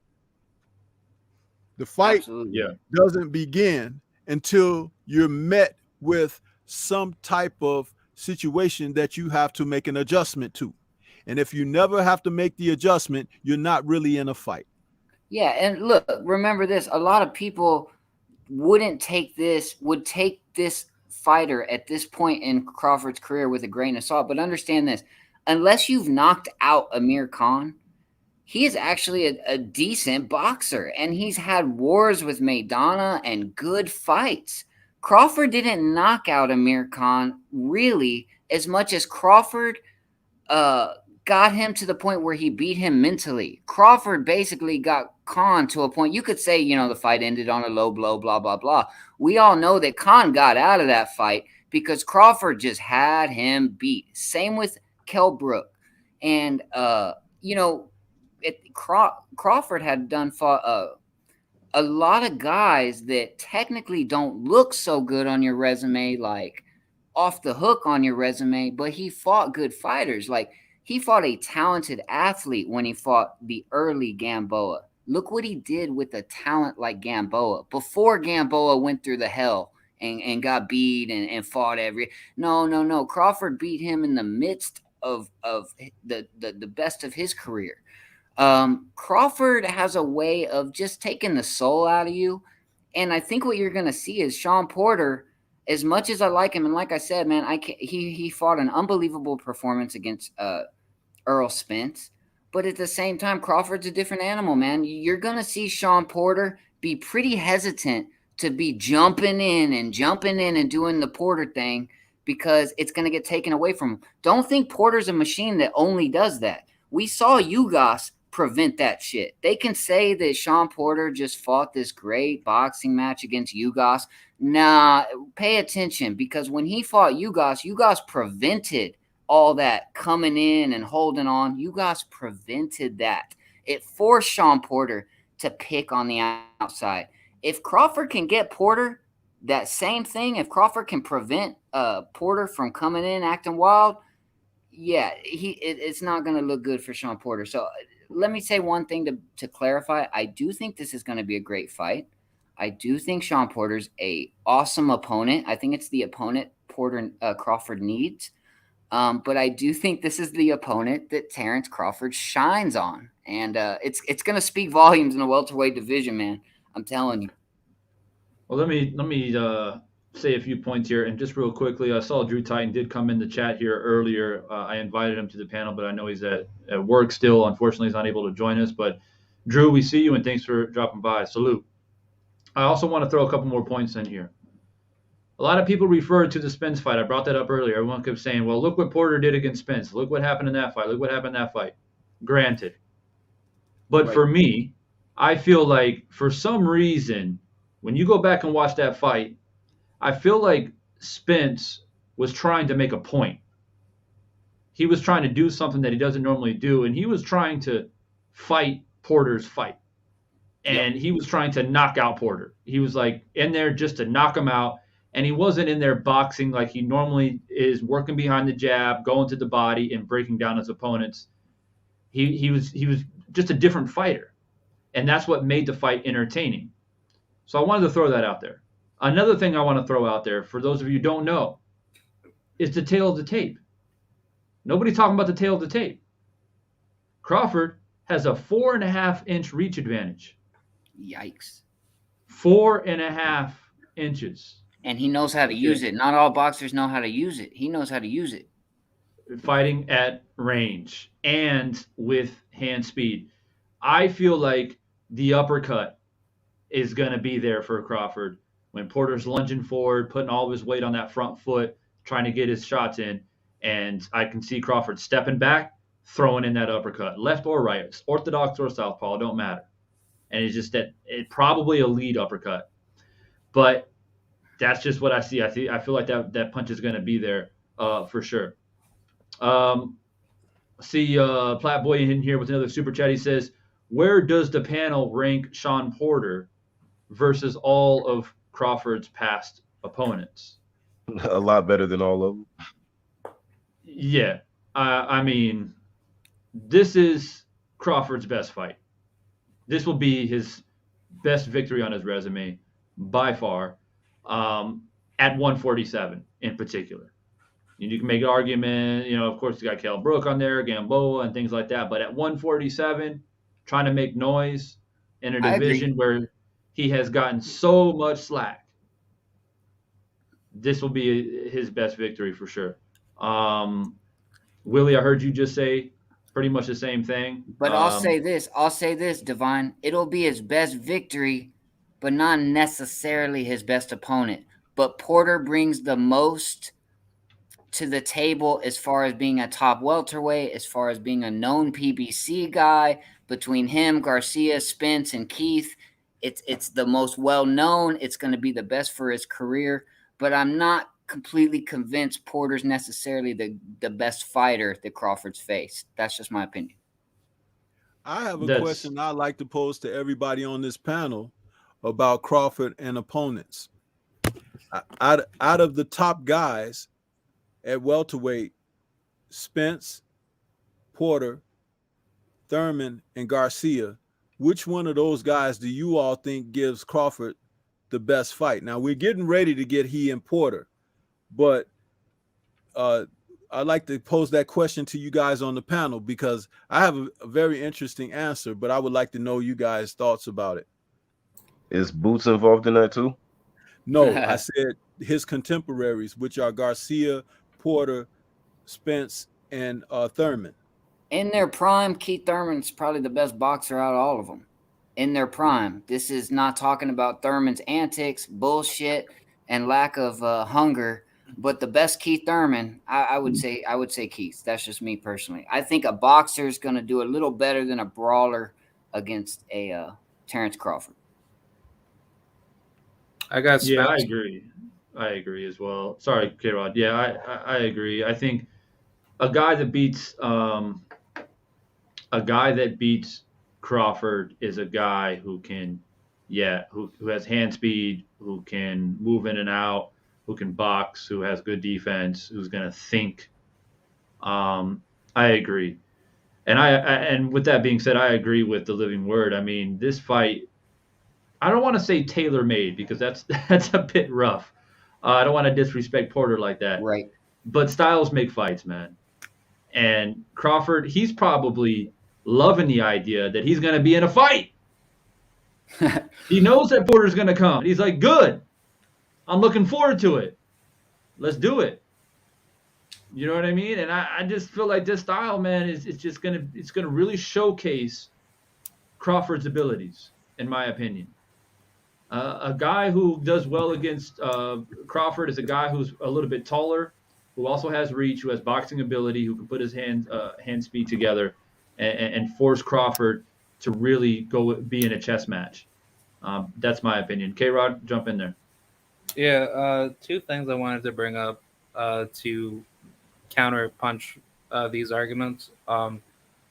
Because I don't see the same thing with Crawford. I think, to me personally, I think Crawford has deteriorated a lot. And this fight is going to show if he has it or not. But part of me feels like Crawford is going to show a lot of weaknesses in this fight. Because if Crawford had this same energy to fighting Porter back when Porter was a champion, why didn't Crawford just jump on it before Spence got to him? Because if I'm Terrence Crawford, I should have went after Porter when he was a champion. But Terrence Crawford, he never kept that same energy, energy with Porter leading up until now. So the problem that I have with this fight is that Crawford, he wasted all of his best years leading up till now to fight a very dangerous name like Porter in the welterweight division. So this fight is going to bring the best out of Crawford, but due to the veteran level experience that Porter has, I think this fight is really going to be a very dangerous chess match because Crawford does have great boxing ring IQ, but Porter's pressure and his ability to cut off at the ring faster than Crawford, I think that's what's going to play a huge, bigger factor for this fight, where Crawford, he's not going to look as fast and agile, and Porter, he's just going to chop him down, leading to that late game situation where Crawford, he's going to basically be in a life or death situation, and I don't think Crawford has been to that level compared to Porter. So the only thing I could say to that real quick, man, just a quick one, I'm just going to get it in real quick, is I would have to say this is that who's taken years off of Crawford, A, and B, Crawford's one of the best finishers in the game. Don't forget, although he's a good boxer, he does have good power. He's got good power. He hurts guys. Like I said, both of those things mixed together. No one's taken any years off of Terrence Crawford, first of all. Secondly, hey, man, the guy is one of the best finishers in the game. But, hey, that's no disrespect because it is a good point and it's something to think on. Yeah, and the problem that I have with Crawford is just him holding this fight off heading into 34 years old versus, like, when Crawford said to that one guy from, like, Fight Hype saying, like, oh, well, I'm not going to fight Sean Porter because he's my friend, blah, blah, blah. Well, if he's your friend, then why not help him out to say, hey, let's make some money and then unify with Porter and then see what happens. Because Crawford, he definitely would have showed out a lot better by that time frame instead of now, right? Well, to that argument, K-Rod, I believe that when Crawford talks about a fighter opposing him being a friend before they fight, it has more to do with, I don't think it has anything to do with the fact that he doesn't want to fight his friend. It has more to do with the type of mentality that he has to go in against his friend, because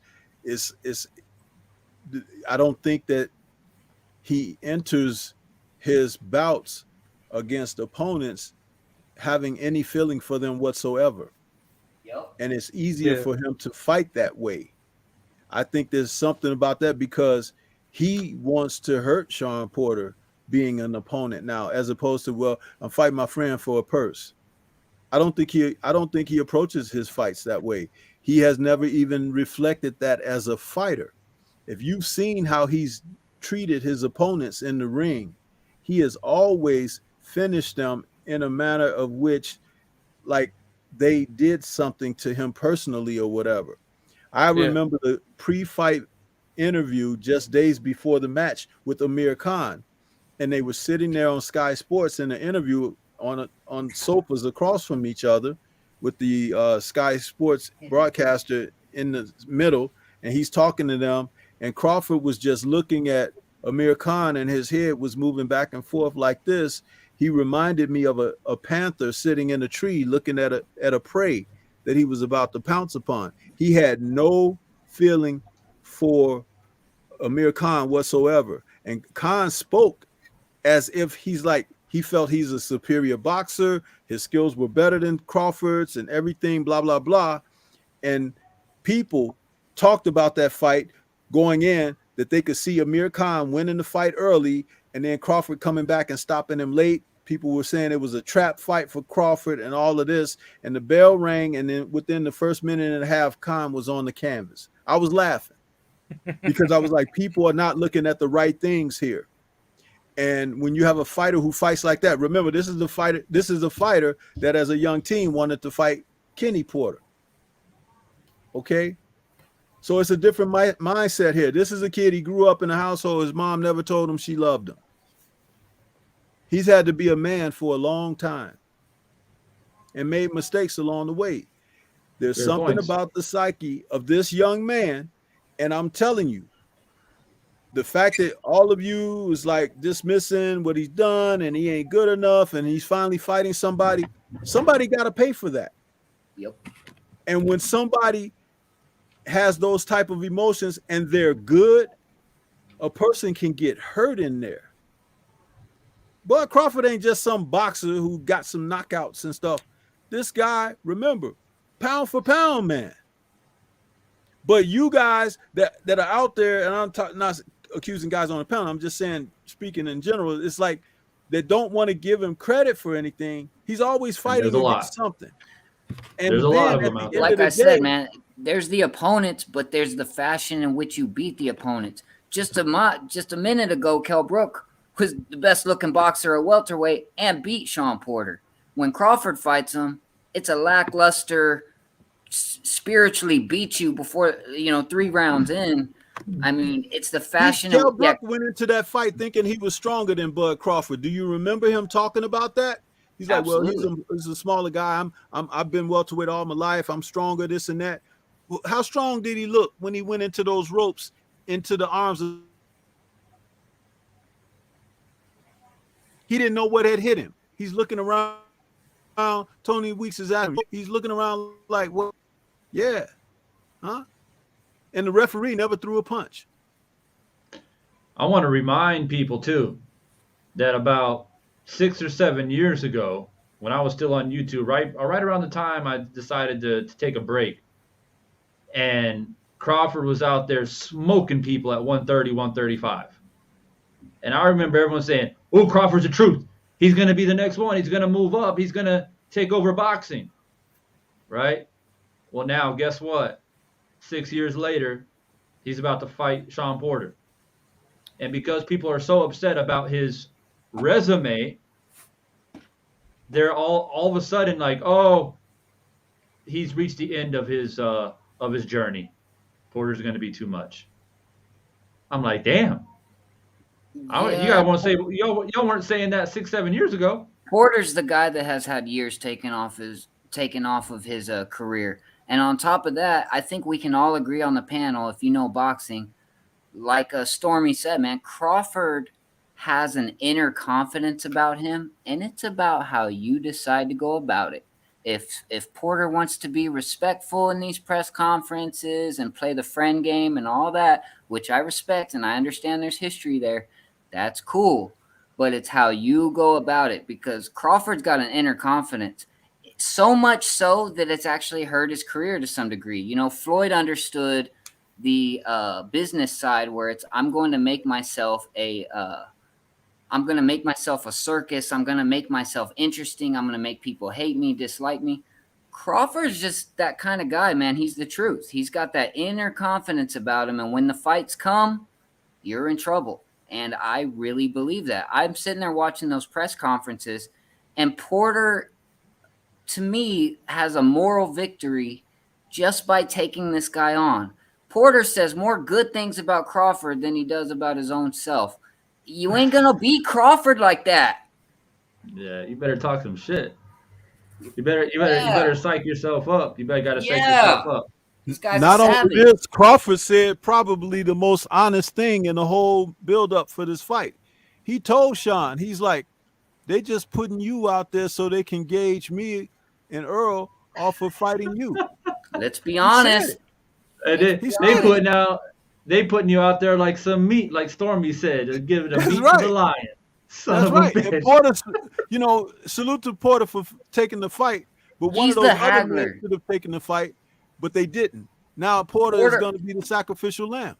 Porter is the kind of the haggler of the welterweights. He's the guy that, because he's taken some losses, it's a moral victory, and he is that guy, and he's willing to take on a Terrence Crawford. But we talk about Porter, like, okay, yes, Porter has gotten the ring with these guys, but it took fucking forever. But when he fought Errol Spence, don't think, I know this boxing game so well, don't think that fight didn't take 2.5 years to finally happen. You know, Porter's a timid guy as well. Yes, he is fighting Crawford, and I'm happy about that. And I do think his work rate is going to show up in the fight. But yeah, I don't know, man. I just don't got the faith in Sean Porter that some people do. On top of that, even though he has worked at a little bit of everything, he is not a pure fighter. He's not in the same class as Terrence Crawford. Even though he's where he's at because of work, bro. This motherfucker put in work to get there. My man Yave says, I'll cut you off. My man Yave says Bud's got a temper. And he does. Bud does got a temper, man. And he's got that click in his head. He gets punched in the face, and he just turns into somebody else. He turns into a monster, man. And a lot of that may sound cliche or, oh, Divine, you're just hyping up Crawford. But all right, man, y'all need to go watch the tape. I don't think a lot of these people who are picking Porter are really studying Crawford. Y'all go do your tape research, man. But look, we can chop it up about this fight all night long. I do want to keep it moving on other topics because there are some other things that I want to talk about. And with that being said, I'm going to go ahead and close the poll. We got Crawford at 64%, Porter at 36%. So hopefully you have voted. I'm going to close it, and then we are going to move on to the next topic. Now I see my man Rojai, man. My man out here thinking that Porter's going to win too. You're right. Tempers don't win fights, but tempers have a way of bringing a dog out of you, though. And to the Living Word's point is that if Porter's coming in here lackadaisical and all humble and, oh, we're just going to have a good fight. Let's put on a good fight, Crawford. Hope it works out well for everyone. Yep. That ain't going to get it done. Hey, Divine, can I expound on something that Stormy said real quick? Yeah, go ahead, brother. All right. Stormy had asked the panel who's out of all of Terrence Crawford's contemporaries, who's the biggest threat? And the first thing that came to mind for me was, is Errol Spence completely still Errol Spence, and is Thurman still Thurman? Because it makes a difference, you know? So it's tough to answer that because I don't know if Thurman is the old Thurman anymore. But if they are still themselves, then I would, as far as style matchup wise, I would have to agree with whoever said Thurman. Yeah, that's fair. 100%. And, you know, Thurman is so disappointing, man. Like I was saying earlier, I was a big supporter of him. I liked Keith, and I don't know what's going on with him right now. Hopefully we see him in the ring soon, because I think he needs to either shit or get off the pot, in my opinion, Yep. when it comes to Keith Thurman. He's been out the ring for like 2 years now. Yeah, and he's just been out there just talking silliness the whole 2 years too. I'm gonna do this and I'm gonna do that, and well, you ain't doing shit. Yeah, but he's there's right like at the edge of being an afterthought, man. He's just about there. Another super chat he's here from the Keith Thurman of boxing. I'm gonna all that whining. You ain't Keith gonna Runtime Thurman. My man Platboy in here with another super chat. He says, "Has Porter become a high-profile gatekeeper?" ? Absolutely. That's what he is. He's high profile, much respect, great fighter, gatekeeper. I don't think he's a gatekeeper. Yeah, I disagree with that too. Yeah, I disagree with that. I would put maybe Danny Garcia, but I would like to probably put maybe Keith Thurman at that level now. Hey, I digress. When you said Danny Garcia, that made a lot more sense. I digress. Porter's still got an opportunity to be more than that. Oh, if the Thurman and Spence fights weren't so close, then I might be able to say that. But come on, man, he had a bunch of success against Spence, and he had a bunch of success against Thurman. So I can't call him a gatekeeper.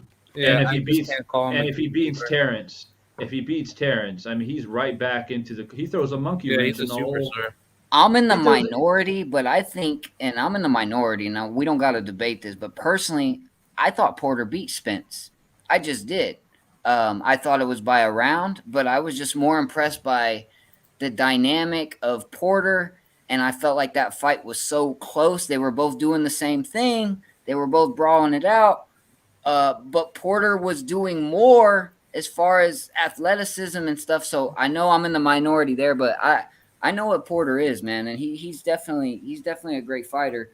I think he has a hard time staying at the top because there's natural talents such as Crawford's and Spence and even Thurman's out there that have given him trouble, and Kell Brooks. Yeah, for sure. Yeah, definitely. But look, guys, we've been chopping it up here about this fight. It's such a good fight, man. We can talk about it for hours. This Saturday night is going down. I will be commentating as usual, or at least I plan to, and I hope to, during the fight. So make sure you swing by and listen to the commentary as I give my thoughts as the fight goes on this Saturday night. I'm looking forward to it. It's pretty much a toss-up. I mean, you can say 60-40. Some people say 50-50. You know, this is going to be a tough fight. And both of these guys, in my opinion, have a lot to prove, have a lot to show. Porter wants to be swung back into the conversation of winning back some belts and get back some of those losses that he had against, for Spence, for sure. We don't know what Thurman's going to do. And Terrence, to Stormy B-Man and the Living Words point, he's like, y'all been doubting me for the longest. So I'm about to come in here and shake up the welterweight division as well.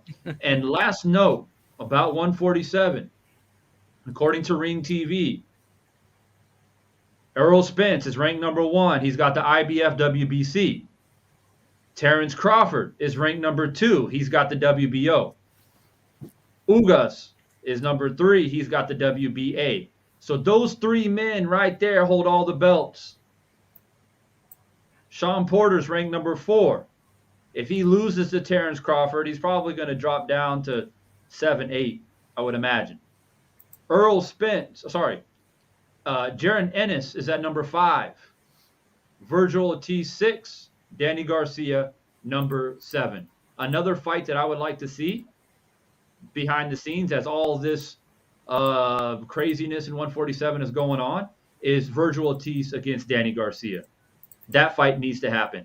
I need to know if Virgil Ortiz is ready to step up, and Danny is that guy to try to prove himself against, and I've been saying that for the longest. Now, moving on to the next topic. I'm about to drop another poll into the chat, and yes, we're going to talk about K-Rod's favorite fighter.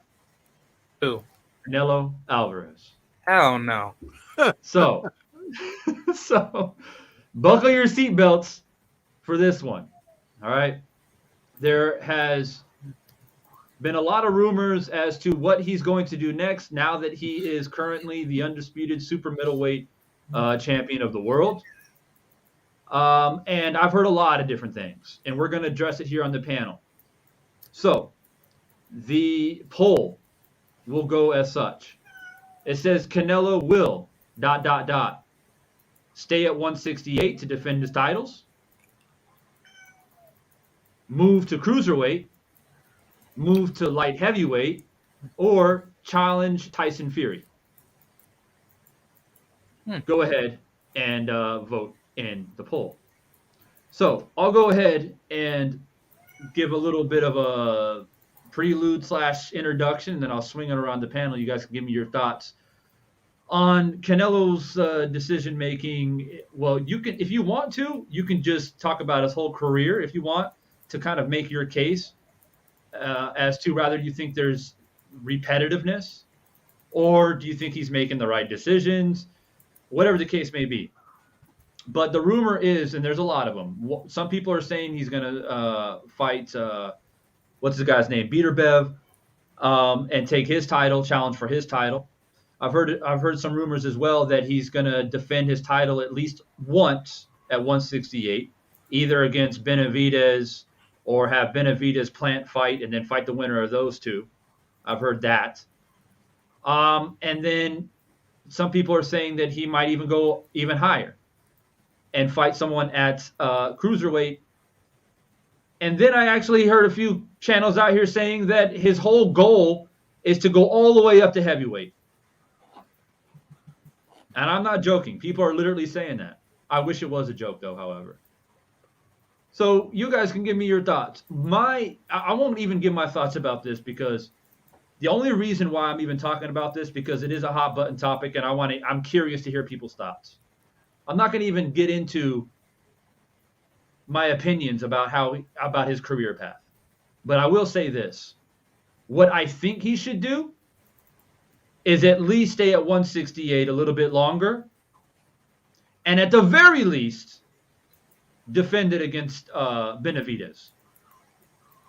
Even though I think that he'll beat Benavidez, that style is just tailor-made for Canelo. But Benavidez is that guy who's knocking guys out, and and it's not a fight that doesn't make sense. They're in the same division. Benavidez has done enough to earn a title shot, in my opinion.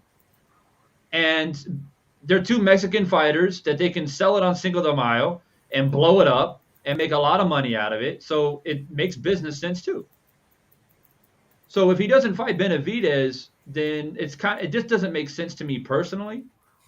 And that's just my thought. Moving up other weight classes, I'm not against it, but you gotta clean things up before you move. That's just my opinion when it comes to fighters trying to be pound for pound and take these titles, because you leave people behind.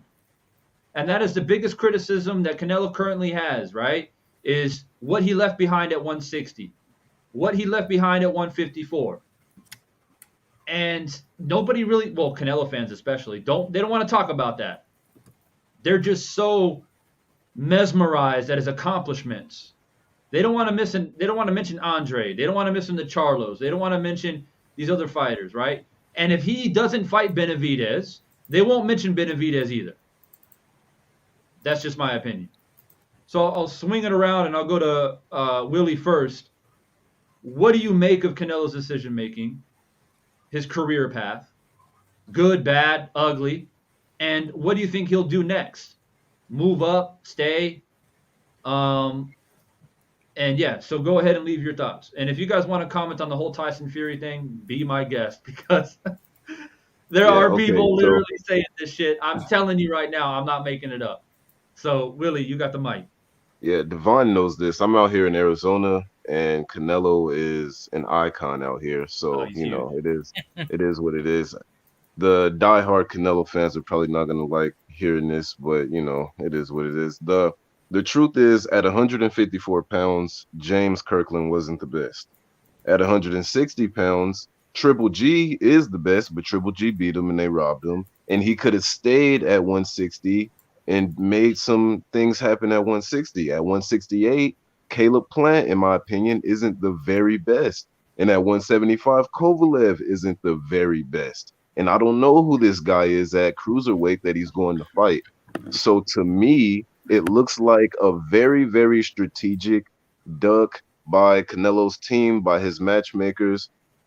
And it's kind of put in the asterisk next to Canelo's career, given it's the same old with Canelo. Once again, Canelo's fighting the cruiserweight. And I'm pretty sure that if I look through the fighters at cruiserweight, that guy's not going to be the very best cruiserweight in the world. And, once again, the same exact thing is happening.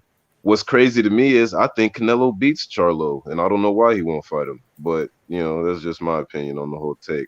And, one more thing. The whole greatest Mexican fighter of all time, that's an insult. That you can't call Canelo the greatest Mexican fighter of all time, especially not right now. If he destroyed everybody and fought the best, given the rich history of boxing, it would still be hard to call Canelo the greatest Mexican fighter of all time. People really have to understand what they're saying when they say that. That's nuts to me. I don't hate Canelo or anything, but he's definitely not the greatest of all time. I think Salvador Sanchez is better than him. Skill for skill, Julio Cesar Chavez is better than him. I think Roberto Duran's better than him for skill. So I don't think he's the greatest Mexican of all time, but that's just my opinion. Stormy, educate us. Man, this dude has avoided all the chances to show himself contesting and challenging to be great. Therefore, he's not. Is he a good fighter? Absolutely. But you define greatness by taking risks. What risks has he taken since he lost to Floyd Mayweather? What risk? You cannot just expect, because you're being successful against people that you have put provisions on them fighting you under certain auspices, and then to have those benefit you and only you, and then expect for someone to come and call you great. That's why some of the great Mexican fighters of the past do not respect what he's doing. Marco Antonio Barrera, he suffered an ass whooping twice by Poison Jr. Jones because he was walking through people in a Chavez-like manner. But he came out of those losses learning how to box. His jab was overly improved, levels above what it was before those losses, which also allowed him to display greatness when he challenged Eric Morales.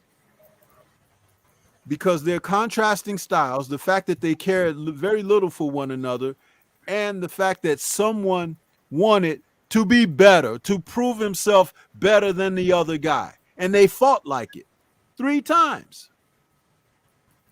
Challenging, daring to be great. Both of those men didn't want to fight Juan Manuel Marquez, who was a couple of years younger than them, and he was coming up. Like Jaron Ennis is coming up behind these guys now. That was Juan Manuel coming up behind them. And he proved every bit as great as they were when he was finally allowed in to the dance to face them. This is how you measure greatness. When people take the risk that others dare not, to go into a place where others fear, to actually try to accomplish something that someone else didn't.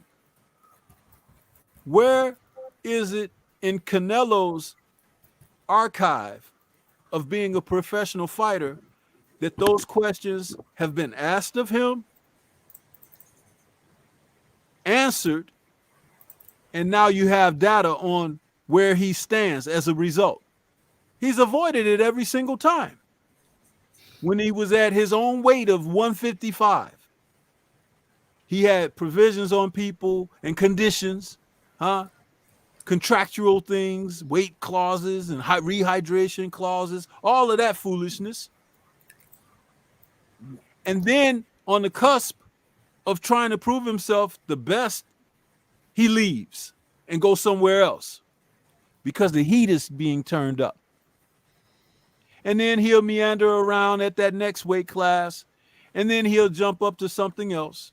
Sometimes he'll jump up a couple of weight classes because he's avoiding.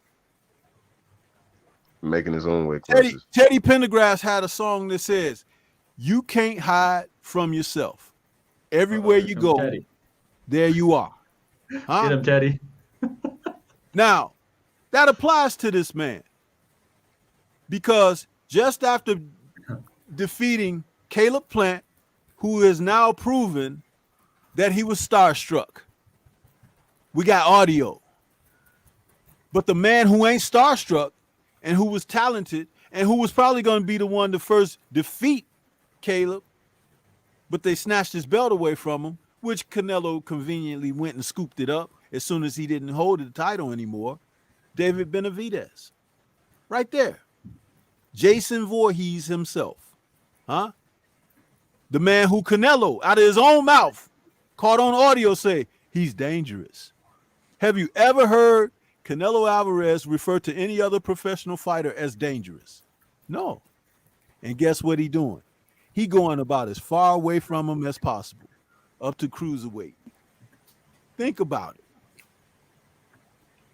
There is nothing great about a person who is going around beating people under these auspices that you find him. It's the equivalent of a guy that maybe became a freshman or sophomore on a frost-off basketball team, and he going back to his old 8th grade guys, beating them in pickup games, talking about he's better than them and this and that. They haven't even got to his level yet. But it's like, you know, he's the big man in a small playground. Huh? That's what this guy is doing. And what's worse, you're allowing the media to hop on his bandwagon. Huh? You need to break all the wheels and axles on that wagon, because this guy is taking y'all for a ride. And guess what? They paying them too. Big time money to pull sham after sham after sham. When will it stop? And it seems like only that type of bias and privilege is reserved for certain individuals. How about that? Well, there you have it, guys. It seems official. Canelo Alvarez moving to cruiserweight to challenge Magabu for the WBC title. So much for the Benavidez fight. Benavidez, you're going to have to wait. So I guess we will probably get Benavidez and Plant now. And wouldn't that be some shit if Plant beat the brakes off of Benavidez? Ain't going to happen. That'll be some crazy shit. Because guess what? Now, let's just put this into perspective, and I'll swing it over to the living word here in a sec. But I want to throw this out there real quick. We know now, just based off of this image that I put up here, this website actually, Canelo, he's done with 168. I'm undisputed now. Thank you for the belts. I'll vacate them. You all can go fight for them. I'm going to move up now. Right? He won't be able to hold on to all of them. Maybe some of them. But there's no way that all the sanctioning bodies are going to let him have all the belts when he's moving up to cruiserweight. So he made history, and he's going to release the belts.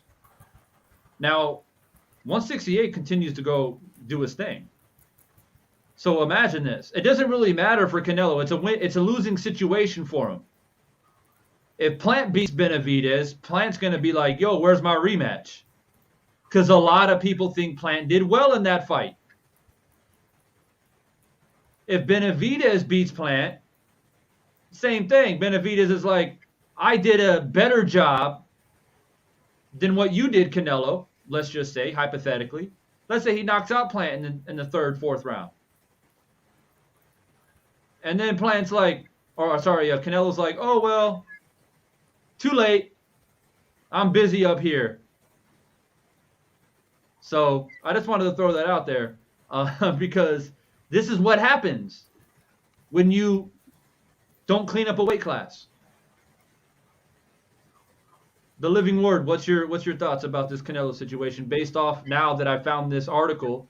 It's pretty much a guarantee he's moving up to cruiserweight to fight for another title against a guy that I know very little about, to be honest with you. Right. So Canelo Alvarez is a bitter pill to swallow, and Stormy as well as Divine make excellent points. I want to preference my piece by saying that I agree. I agree in a very big way that Canelo Alvarez has flexed his star power. He's flexed every facet of being a superstar fighter. And that doesn't mean you necessarily earned it, but he's flexed every facet of that. If he can drain a good name, if he can drain him down and fight him and beat him, at the end of the day, it just looks like a W on his record. There's so many things. after Mayweather, I'll say this: the 4 fights after Mayweather, to this day, I'm not a big Alvarez fan. I never have been. But the 4 fights after Mayweather, Canelo Alvarez was very suspect to me. Every fight from 4 fights after Mayweather, I felt as if the cards could be a little twisted. We can't let Canelo Alvarez lose. The list goes on and on. Okay, so I just wanted to base my argument by saying I agree with you guys that he definitely flexes his stardom by using weight drains, skipping around weight classes, and picking certain names. But this is what is interesting about Canelo Alvarez, is we are talking about him.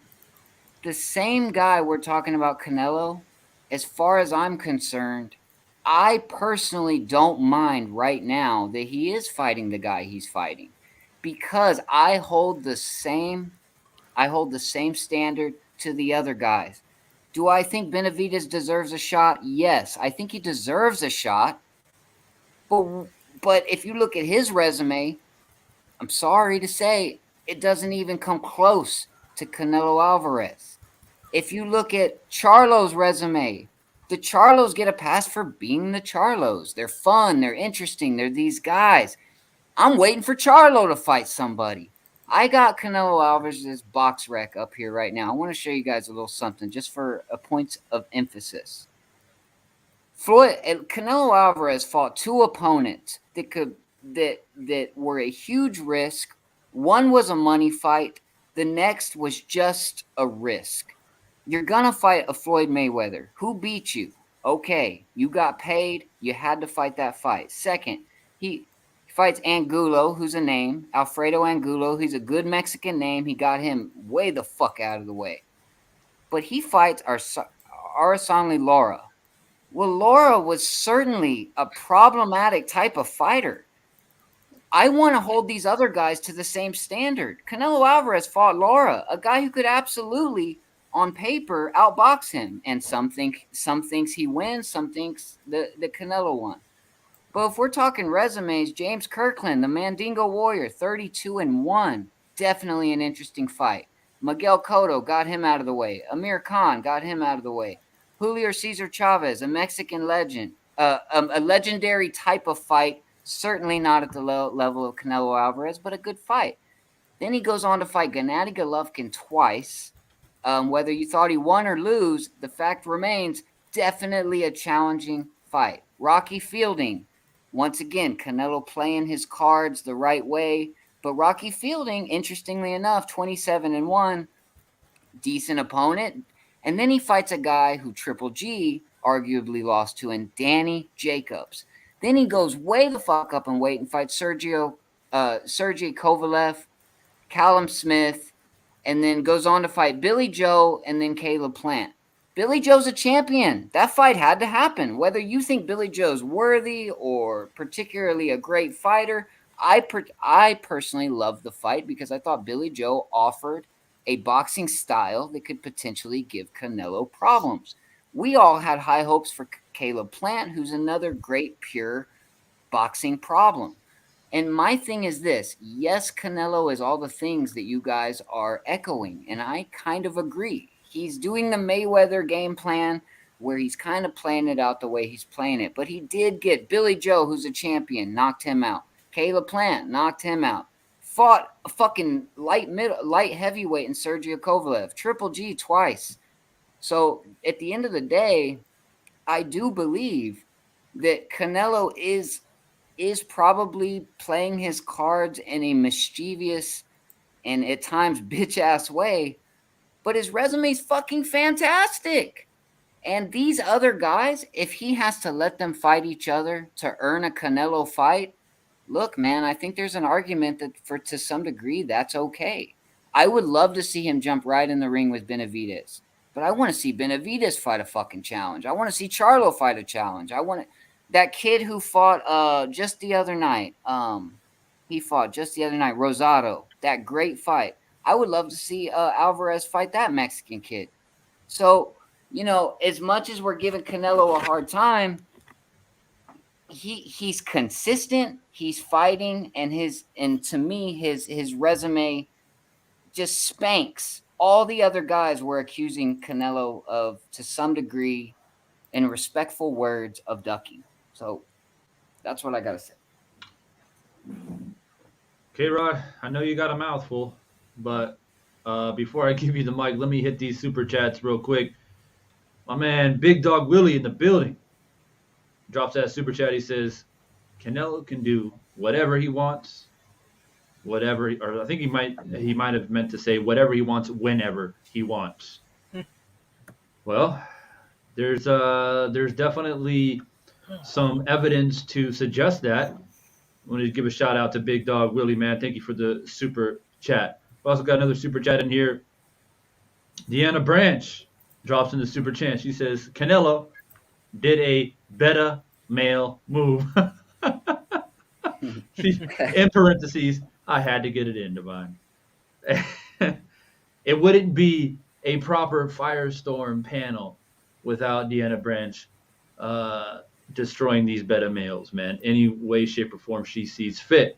Thank you for the super chat, as always, Deanna. Much appreciated, and much love. All right, so look, the living word. I mean, I see where you're coming. I see the angle you're coming with. You're trying to add some things in perspective, and you bring in the resume. I've looked at Canelo's resume at least a half a dozen times. And are there some names on there that are good? Sure. He wouldn't be where he's at without fighting at least a few people that are decent or champions or whatever the case may be. But there's a lot of names on there, in my opinion, that shouldn't get as much accreditation that he has gotten. And before I dive into that, I want to go ahead and give K-Rod his opportunity to go ahead and speak first. And then if we want to do some rebuttals, we can swing it back around. K-Rod, let him know. All right. Thank you. For those of you that don't know, I don't like Canelo. I truly hate him. But at one point, I used to like Canelo a lot. Like when he fought Floyd Mayweather, like I thought, like after that Floyd Mayweather loss, like I really wanted to see Canelo come back and actually shine. And part of that was a little bit true, in which I did see him, fight some good, decent competition like Lara and Trout and Triple G. But then once I kind of found out how he was moving in the sport, that's when I truly believe that Canelo just didn't want to become the greatest, because I truly believe that Floyd Mayweather loss psychologically defeated him to the point where Canelo he doesn't want to lose again in a very embarrassing manner. So Canelo will do anything in his power to avoid that type of style. So I think throughout this whole entire timeline, Canelo has been strategically avoiding certain styles to make sure that he looks good to the certain level of competition that he's been placed in front of. So Canelo tried to make it as easy as possible to get to undisputed, regardless of him having to face all the tough top-level opposition like the Charlos, Andrade, and whoever. But Canelo knew at the very beginning that where he's at right now, he wouldn't have been there without the without the political backing of the WBC and other, like political powers that are existent in the sport of boxing. Otherwise, Canelo would have to go through the basically the meat grinder to get to that top level. So my only issue that I really had with Canelo was just him not fighting the best, and then on top of that, him cheating as well. But as far as his resume goes, Canelo's resume is not the best. I would say Canelo has done enough for what he thinks he could have done more. But he knew from the very beginning that in order for him to solidify legacy, he should have been fought all the tougher type level competition for him to get there. So the biggest issue that Canelo has caused throughout his entire career was mainly that he decided not to go that tougher route, and he wanted to make it as easy as possible so that way he could take lesser risks in order to get there. So I think Canelo knows that he has done a really huge disservice to the hardcore boxing fans, but to the casual boxing fans that don't really care so much about that, they're more so very satisfied that Canelo has gotten to where he's at. But at the same time, it's just like Canelo knows that if it wasn't for those type of people to defend him, Canelo basically would have had to go through a lot of difficult challenges for him to get to that level. And then on top of that, for all the famous Mexican former fighters like Marquez, Eric Morales, and Julio Cesar Chavez Sr. that has criticized them, I think that has shed a lot more light on Canelo to show that Canelo, he's really not this great Mexican fighter, because if he was, he would have been right to those type of legendary figures, if not way better than them. Because that's what Canelo was supposed to be. He was supposed to be the greatest Mexican fighter ever to live. But when you have to go through all these crazy hoops and loops and try to make things very uneven to make it harder for your opponents to, fight you at an even playing field or a uneven playing field, that's where a lot of criticism comes in towards Canelo. And I truly believe that Canelo, he knows himself that he cannot get to where he's at now because he had to cheat his way to get there. But then on top of that, he had to scam his way to get there, because I truly believe that Canelo, if he had basically done everything fair and square, Canelo would have been the greatest fighter ever, and he would have been a 4-division undisputed world champion if he had fought all the top-level competition. And he would have been well-respected, including me and many others, to be that guy, to be the best fighter ever. So basically, like, my closing thoughts on Canelo is that he should have done things the right way the first time, because he would have gotten so much credibility at the very end of his career legacy. Well said, man. That's a lot of information for you guys to absorb. I do have something up on the screen. I don't know if you guys have seen it, but for all those people that have voted in the current poll, which is who do you think Canelo should fight next, 79% said Benavidez. But according to Canelo, why not fight Benavidez? I can do whatever I want. Well, there you have it. That's from the man himself. According to BoxingNews24.com, Canelo Alvarez says, I don't got to fight Benavidez if I don't want to. Basically, I'm paraphrasing, but that's what he said. He says, right now, and I quote, I can do whatever I want. I faced all the 168-pounders, world champions. I took the title from all of them. Now I do what I want, said Canelo Alvarez on Thursday at the WBC convention on why he's fighting Makabu instead of David Benavidez. That's why he's a bitter pill to swallow. Like, I don't really like that. I do think he has a resume that trumps the other guys we would like him to see. But I do think that he has absolutely kind of manipulated his career into a position. But I will say this. I'm not convinced that Canelo's scared of Benavidez. I think it's an ego thing we got going here. I don't think Canelo, and it's funny, the same people that criticize Canelo, which I do as well, also think Canelo will beat Benavidez. We're running I mean, it's a fun argument. It really is. I mean, we're running out of opponents who we really think's going to beat Canelo. And in the same breath, we can't stand Canelo. And that's just, so I'm curious as to who do you guys think really beats Canelo Alvarez? Because I echo the same sentiments you guys do, but I do think that he's playing this boxing role in this power position similar to Mayweather, but didn't earn it quite the same way. And we want to see the Benavidez fight, and then what? Jermall Charlo, then what? Because I think he beats both those guys, and I'm not a Canelo fan.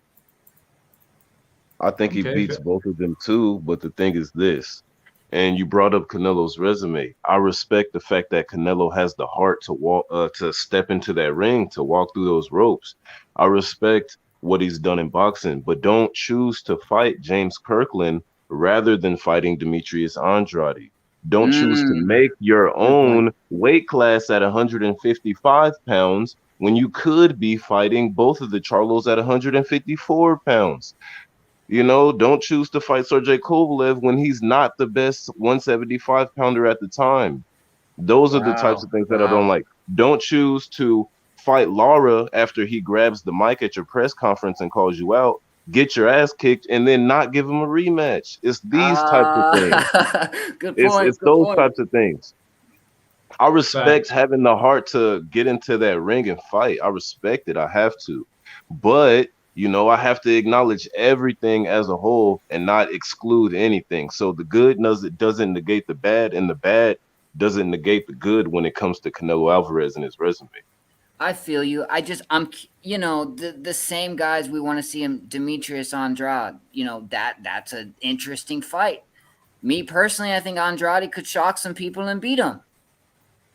But let's say Andrade was in Alvarez's position. Let's say Charlo was. Let's say Benavidez was. How sure are we that they're not going to do the same fucking thing? What standard are we holding Canelo by?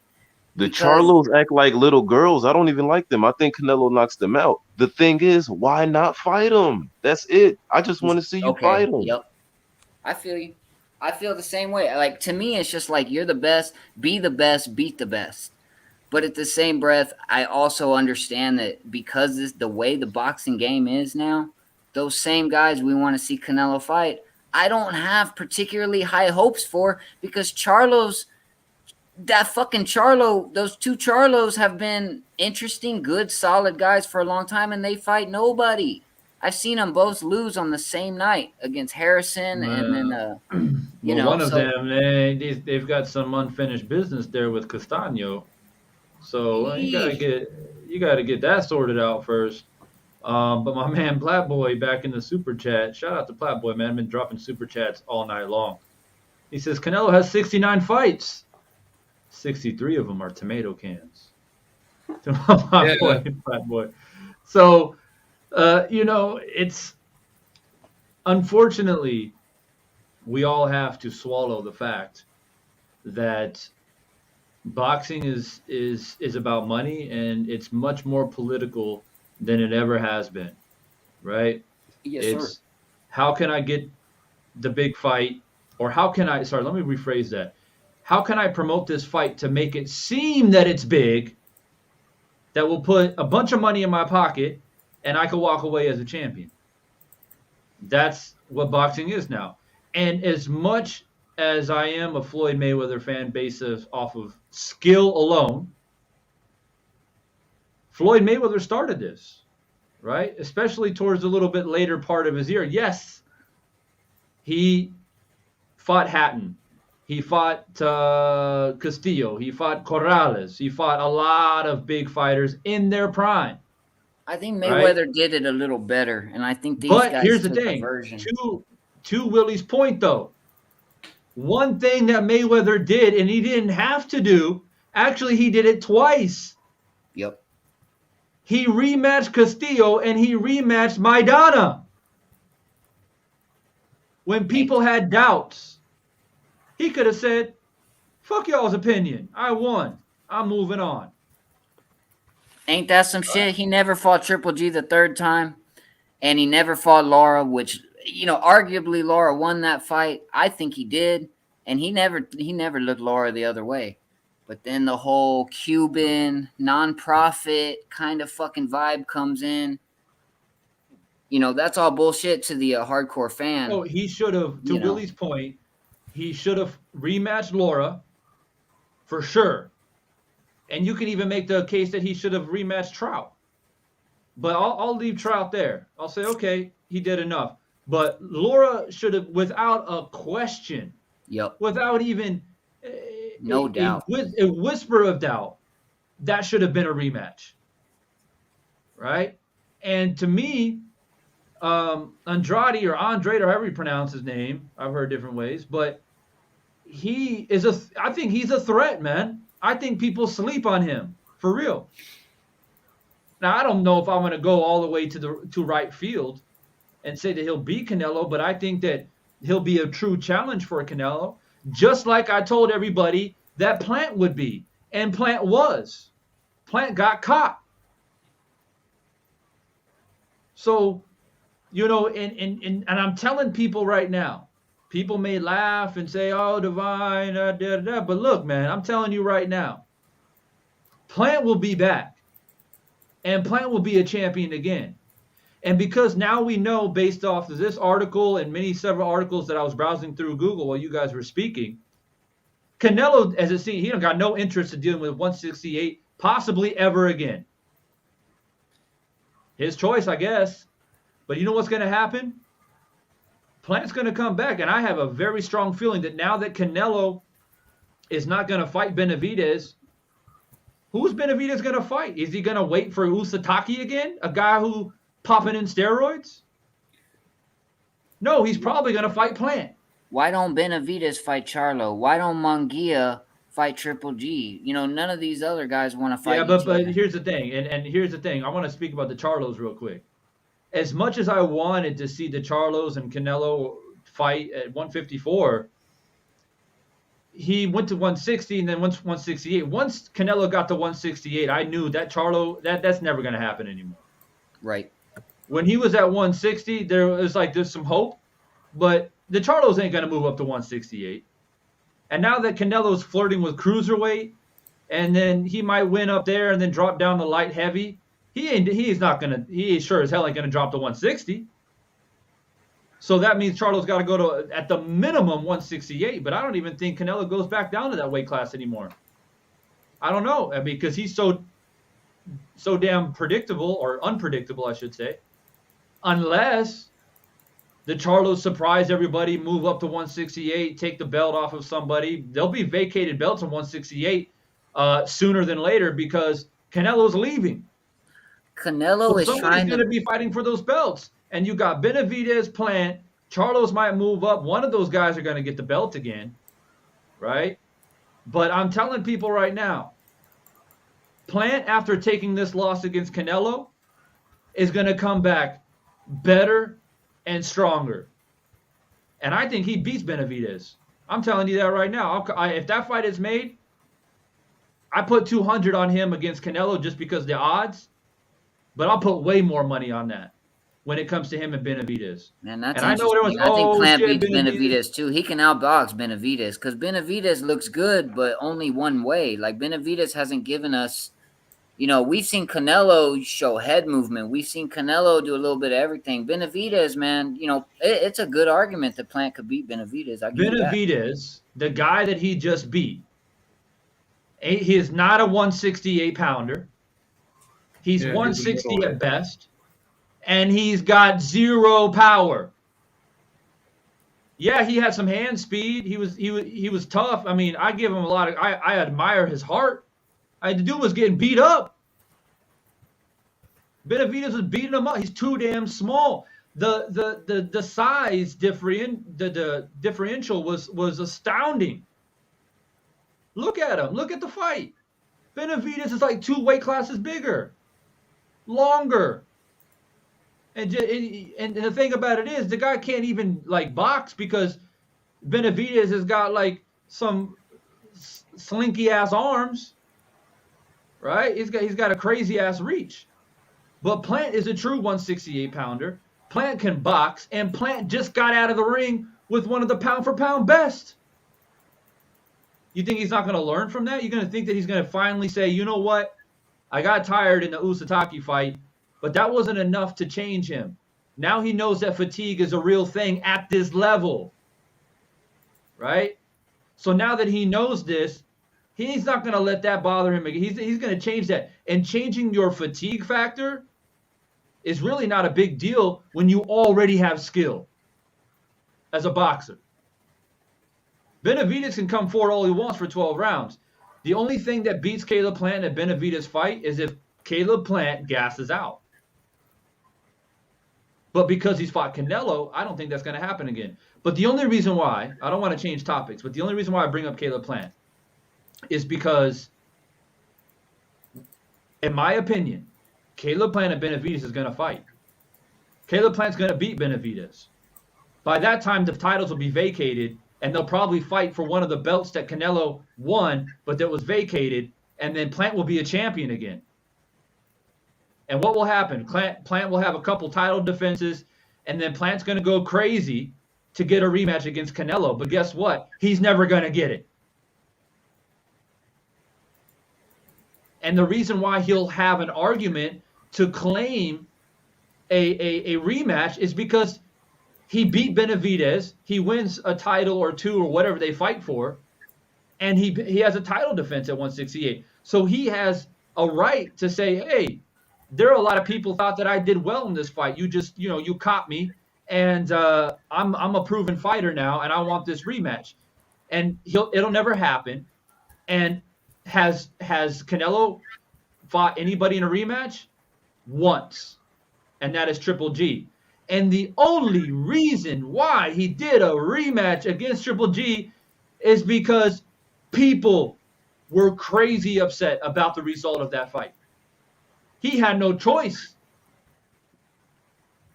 right? But with Plant, I knocked him out. Or with Laura, nah, not really. Did you see the bump that I put on Laura's head? He didn't really win. There's always some fucking excuses. But for Triple G, he couldn't make any excuses because I thought Triple G won that fight personally, and I personally know probably more than a dozen people that thought Triple G won that fight. So he had no choice to rematch that. But when Canelo's career is done and dusted, even if he wins 10 belts, mark my words, even if he's a 10-belt title holder and undisputed at 168, undisputed at cruiser, undisputed at lightweight, great. But I promise you this, when his career is done, he'll only have one rematch in his entire career. Now, I can tell you somebody that's on this panel right now who is a huge advocate of fighters taking rematches, especially when they are close fights or competitive fights or their fan favorite fights, right? And that's Stormy.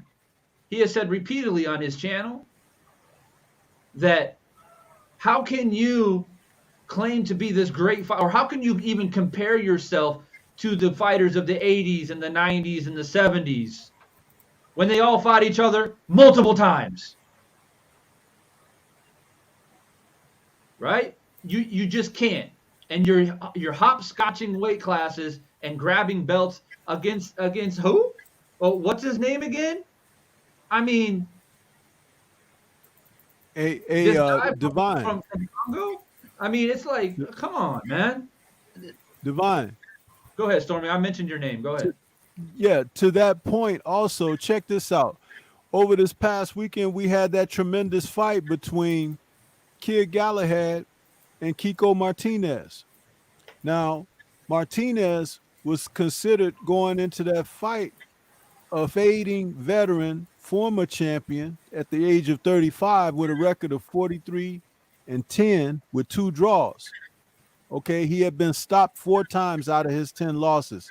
He fought Carl Frampton a couple of times, first being stopped by a TKO in like the 9th round, and then I think he lost a unanimous decision in their second fight. In other words, what I'm getting at is this. Kiko Martinez came into that fight as a selected opponent. But he stopped Kid Galahad in 6 rounds, knocked him cold to smooth out. You know what I'm saying? And the thing about that is this. Are we to think that it's over for Kiko? He knocked out the young featherweight champion. So it's like boxing is more than just eye candy. It is a sweet science. When Martinez found himself able to land his right hand on Galahad pretty clean, he kept throwing it until he finally got one in there that dropped him and just totally dazed him. But it was near the end of the round, so he was able to go back to the corner, and he comes out, and within the first 30 seconds of the next round, the 6th round, he hits him with that right hand again, and the guy is out like he's laid out flat. Can't even take the count. The ref just waved the fight over. So in other words, it's like he never gave up. And he got shook in the first round, Kiko did, and it looked like it might get stopped early. But the thing is that the man was a former champion. Plus, you're talking about 55 fights in his career. How many fights does Canelo have? And when you talk about fighting someone, it ain't over till it's over. Canelo does not want to give someone equal playing ground to face him. You heard me say earlier in this conditions, or something special in the clause of the contract, or he's not giving somebody a full training camp and all of that stuff. He works the entire angles, and people revere him like he's like some great thing. He's not, but he could be if he just manned up and stood up and took the challenges the proper way. And if you're the face of boxing, wouldn't it be great that you lead the charge in boxing by doing things the right way? He's trying to heist the sport of boxing with what he's doing with his career, both economically and as far as picking and choosing opponents. The only thing the fans can hope for out of circumstance like that now is somebody gets lucky. Well, I don't want to see a fight where somebody gets lucky. I want to see a fight where someone gives an effort like Martinez did against Galahad. My only thing, boxing, excuse me? My only thing on that about that, Stormy, is we're pretty invested in the politics of Canelo Alvarez. We're kind of invested talking about, the shades and the things that he does. But, we also got to remember about what happens in the ring. It wasn't no easy cakewalk fighting Triple G twice. He definitely went That's up. Why they should fight a third time. Because it wasn't no cakewalk and the fights were close. Don't run away from the guy. But listen, hold on. I want to say this since you brought that up. I've already said way earlier this year, I see Canelo's plan. Just like he swooped in there to get that belt that Benavidez lost on the scales after saying years earlier, I'm not going to fight any more Mexican fighters. He said that because he was not going to face Benavidez. Right. All years ahead. He knew. Now, the next thing that I said earlier this year was he's stalling Triple G out, and he's going to make sure he's closer to 40 when he gets in there, because he will have deteriorated enough that he can steal the victory for him cleanly and make it look like he's so much better. But Triple G has been looking really bad in his past couple of fights. The thing is, he has slipped a great deal. But the boxing public don't know these things because they just watch boxing. But this is what I'm saying. When you got someone to talk about it in a proper manner, people can be educated to know what they're looking at. Triple G has faded. So he could lose to this guy that he's getting ready to face. Not because the guy is so good, but because of how he slipped.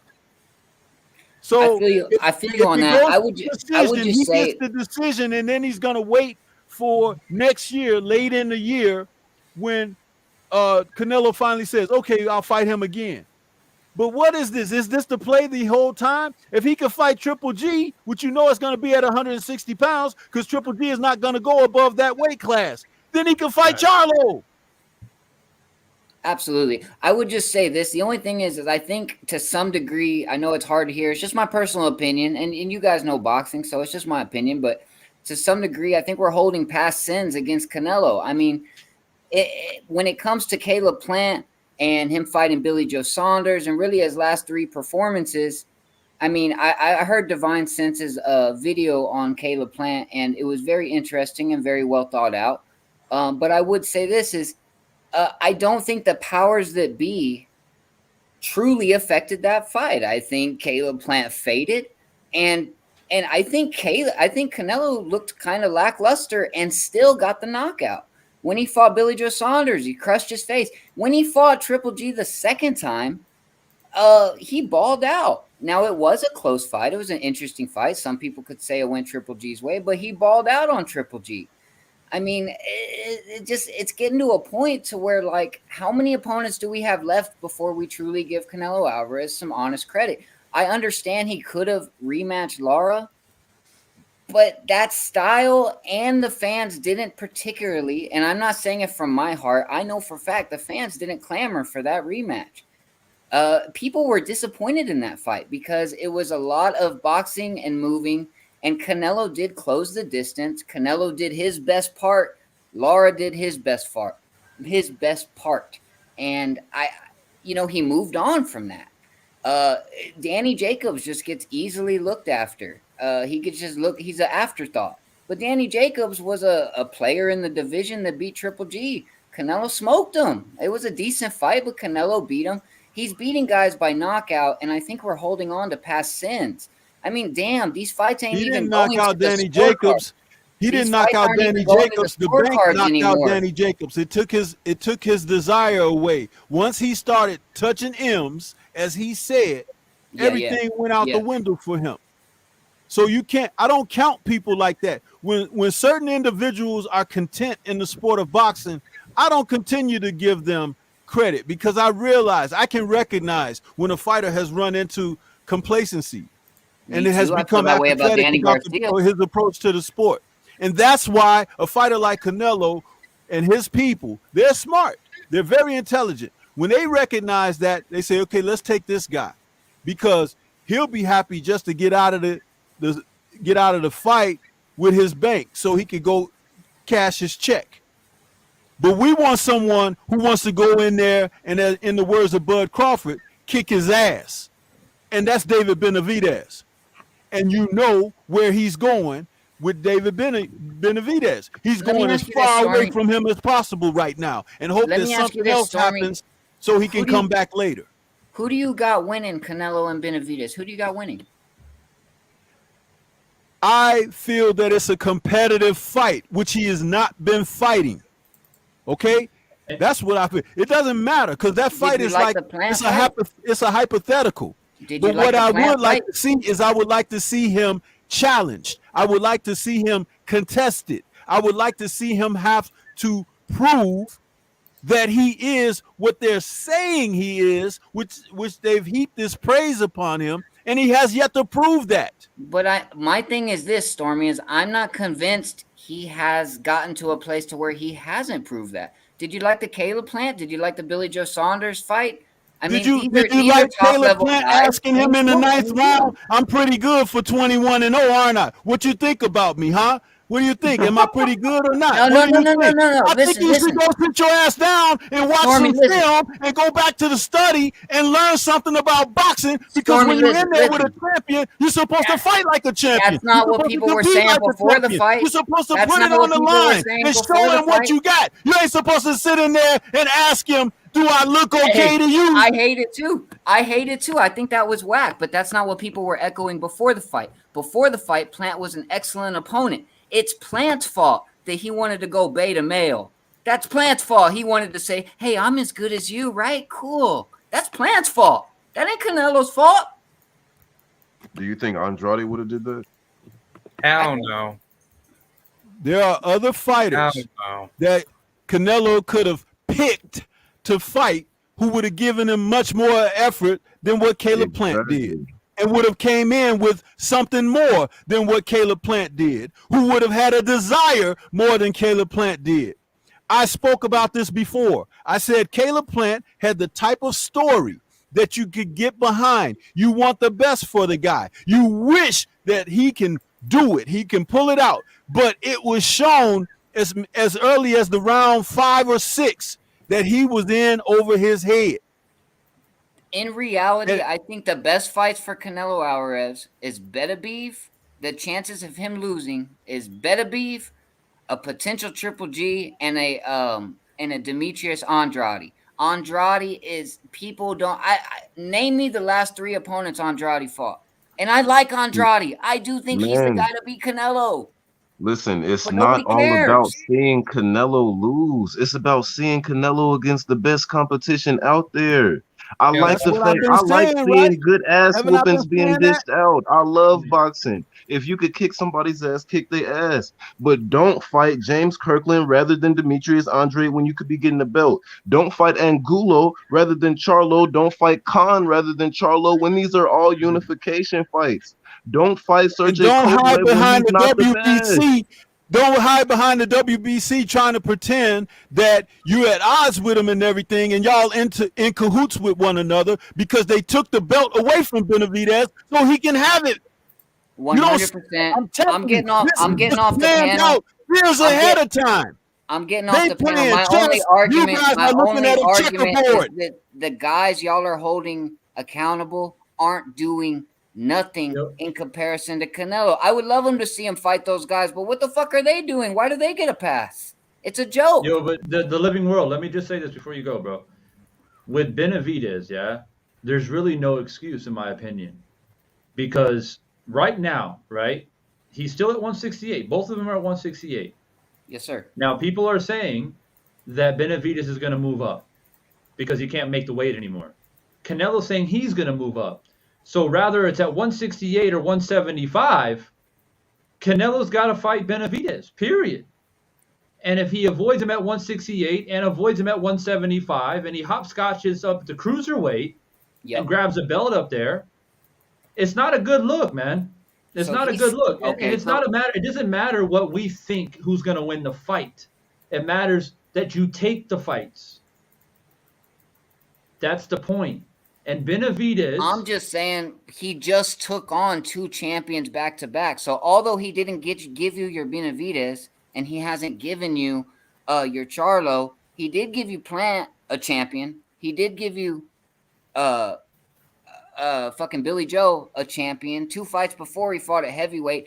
None of these other guys are doing that. But I do agree with you. If he's skipping Benavidez, it's not a good look. There's plenty of room to complain about that.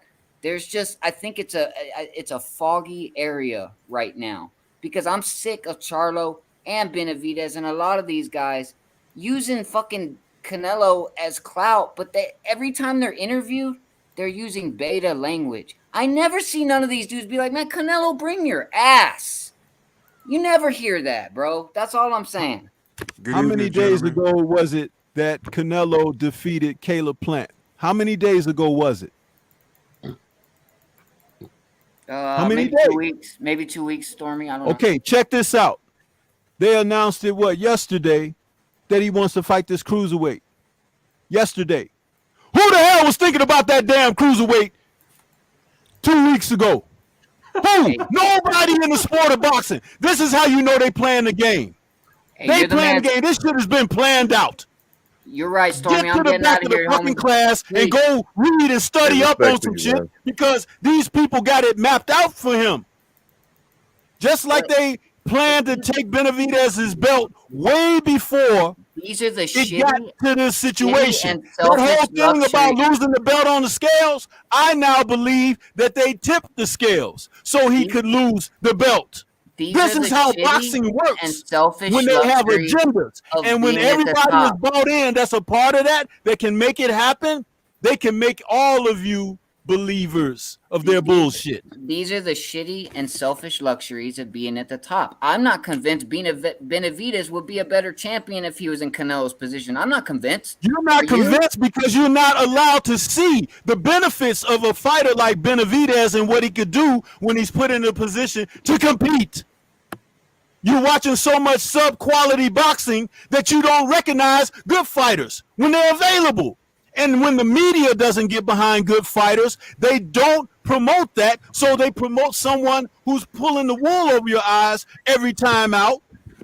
You don't even know what you're looking at when you're looking at the fighters. And in 2 years, when Benavidez is out of the way, and in 2 years and it's too long, I understand, but when Benavidez does get out of the way and Canelo takes care of that, and then he takes care of Charlo, all these politics are to the wind, bro. These guys got to do something too. He's letting them fucking get into a spot to where they can fucking fight him. They're not putting in the work. Canelo is. He's consistent, and he's got mad champions on his record. So good evening, gentlemen. Good evening. How y'all doing? Y'all can hear me? What's up, Drew? What's good? I ain't got long. I just got home. Had a long day. Hey, I love you guys. Sorry for my outburst. I'm out. No, of it's here. all good. Thank you, good, bro. Respect. It's all good. Just boxing talk, brother. No worries. I'll say this. Abner Yildirim, Caleb Smith. I'll give you Billy Joe Saunders. All of those people, those three names I just mentioned, were chosen over Charlo, both Charlos, and Andre, and they were right there. And if you want to throw in a third fight with Triple G, because they split, it was a draw, and then Canelo won. I think there should have been a tiebreaker, although I didn't really want to see it, but it was something that's deserved because every time Floyd Mayweather had a close fight, he ran it back. So why not run it back? You understand? Stormy's absolutely right. This is a map that was set out, and if we don't see the play and call it out for what it is, they're gonna keep doing it.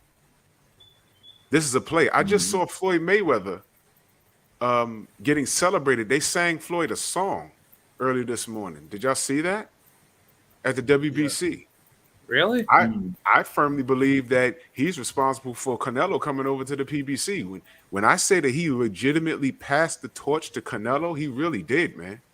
Because Canelo is taking that formula to a whole nother realm. This is ridiculous if we don't see the play right now. You know, it's not about we want to see Canelo lose. We want to see him compete against the people that are there. There's no excuse for him not to fight Jamal Charlo. And y'all know I got a problem with the Charlo brothers. But there's no excuse not to fight him. At least one of them. There's no excuse not to fight David Benavidez. There's no excuse for that. Does he win the fight? Here's the thing. I don't know. And I will always say, you know, we could look at fights and say, yo, look, this guy's going to whoop this guy's ass. But what I'm saying is it's boxing. And the only thing, the one fight in history where we could lean on to justify what I'm saying, to make clear what I'm saying, is Tyson and Douglas. No one knew that was going to happen. No one knew that Douglas was going to win, let alone by a knockout. No one saw that coming. No one saw Shane Mosley getting his ass whooped by Vernon Forrest. No one saw that coming. No one saw Ricardo Mayorga getting his ass, whooping Vernon Forrest's ass right after that. No one saw that coming. So what I'm saying is the eye test, you know how we like to say, yo, the eye test tells me. But what happens? What happens if David Benavidez goes in there and lands something? What happens if we start seeing something that's like, oh, shit, we should have saw that. Canelo does this and he does that. And now Canelo's on his bike for the rest of the fight, trying to get to 12, because when he gets to 12, you know what happens. You understand what I'm saying? When it's not about, yo, I want to see Canelo lose, because people get that confused. Like people wanted to see Floyd lose. That translated to sales. I don't give a shit whether Canelo loses or not. I'm saying there's competition there that he's clearly avoiding. There's competition that he's clearly avoiding. The Charlos are there. Andrade is there. Benavidez is there. He said Andrade was a horrible fighter. Turned around and fought Abner Yildirim. Are you kidding me? We heard what you said. We read what you said. He said, I'm not fighting any more Mexican fighters. And this was everybody else. Like he didn't say that. Well, I'm gonna flip it on you right now. David Benavidez is not Mexican. He's American. Oh, say, can you see? He's born here. He's born here. So don't play me with that. Not when Mikey Garcia is identifying as white. Don't even get me started on that. So if y'all want to ignore that, let's ignore that. All right, because David Benavidez is not American. I mean, he's not Mexican. So throw that out the window. He's there. All we're saying is clean it up. And now he wants to move all the way to past 175. So we got Charlo, Benavidez, Andrade. He want to blow past Bivol, who he flirted with fighting instead of Caleb. Blow past Beterbiev, right? And go straight to M'Baku from Wakanda, who was not on anybody's radar. And the only marketing point for him is that he's all the way up in cruiserweight. And he's not even the strongest guy at cruiserweight. He's going up there to pad his legacy. Because if he beats this guy, all they're going to say is he just went there and won something. That's all they're going to say. We see the play, man. This is legacy pattern. Roy Jones Jr. went up to fight John Ruiz. Check this out. That was the only heavyweight that he can compete with in that era. Look at you think he was going up there to fight Lennox Lewis, or 5'9". Salute Platboy plays. He was gonna go up and fight Lennox Lewis, 6'5" Lennox Lewis, 230-pound Lennox. Whoever would have sanctioned that bout, they should be thrown in jail if they did that. But John Ruiz, 6'2", and I think I'm gonna have to look this up. I think there was a weight clause in that. John couldn't come in past like 220 or something, and Roy came in at 199. Okay, well, he weighed in at 200, and then the next day on fight night he came in at 199. And we know what happened to Roy after that. But my point is, we see the play with Canelo. His career is mapped out. You remember all of this? Oh, PBC ain't shit. Where's Canelo at right now? Who's singing Floyd Mayweather praises right now? Was he not with the WBC right there? I played it earlier. They're singing to him in Spanish. I was like, what is this? Wait a minute. Did he just bring Canelo over to PBC? And Charlo, Andrade, Benavidez, Bivol, Beterbiev. He's blown by those guys and going to fight M'Baku from Wakanda. And y'all gonna tell me that that's more of a quality fight? All right, now watch this. What if Roy Jones Jr., all right, after he beat John Ruiz, I'd have been fine with him retiring. Now listen carefully, y'all. He said, yo, I came up from like 154 or something, and I dominated. I won the heavyweight championship. I'm done with boxing. I'm retired. What if he doesn't go back down to fight Antonio Tarver? What if he retired right there? And he says, you know what? I'm not fighting Antonio Tarver. Who's that guy? You know what we would have been saying? Yeah, on paper, it's a good fight, but you know what? You know what the rest of the boxing world would have been saying? Oh, he'd have beat Tarver. I mean, he went up and beat a heavyweight. What has Tarver done? Look at his style. Roy would have beat this guy. Blah, blah, blah, blah, blah. We would have never have known. So I don't subscribe to the ideology that, you know, look, Canelo beat this guy. He don't have to do it. No, he does. These guys are there. They're in position. I don't care. Look at this. Beterbiev, Bivol, Joe Smith, who will give Canelo a headache. You see Badu Jack there? Are you kidding me? You think Badu Jack couldn't give Canelo a run for his money? Are you kidding me? Skipping a whole weight class. He's skipping a whole, and that's a weight class he was at already. He was there already. What about what's his name? You think he couldn't fight Canelo? What's his name that fought Kovalev? Lost. Having a brain fart right now. Oh my God. Yard. You're Anthony Yard. Yeah, Yard. He could compete. All of these guys right here can compete. Are you kidding me? But Beterbiev, you think I'm playing? I'm gonna text John Scully and be like, yo, please say something. Do something. This can't go untouched. Yo, Drew, my thing is, though, when it comes to Benavidez, is it's a no-brainer fight to make as far as like, because you can't say it's not money worthy. They would blow that fight open. Whether it's in Arizona or in Texas, that fight sells Yeah, out. they can do it at the Footprint Center, which Benavidez just did, but I don't think they'll do that because that'll be in Benavidez' hometown. Even though I would give Canelo a lot of credit to go in Benavidez' backyard. Right? I don't. He won't do that. But then they can do it at the Dallas Stadium, and you got 50,000 Mexican American fans in there. Come on now. That shit will sell out so quick. If we're talking about, okay, now I'm looking at none of these guys sell as much with Canelo, but exactly. But Benavidez, you want to talk, and I hate talking about boxing. I hate talking about the business of boxing, but Benavidez and Charlo are the two highest paydays out of everybody right here. Fact. And these are winnable fights if you let everyone tell it. So why not just clean it up? It doesn't make sense to skip Benavidez and then go up to cruiserweight and fight a guy that literally nobody knows.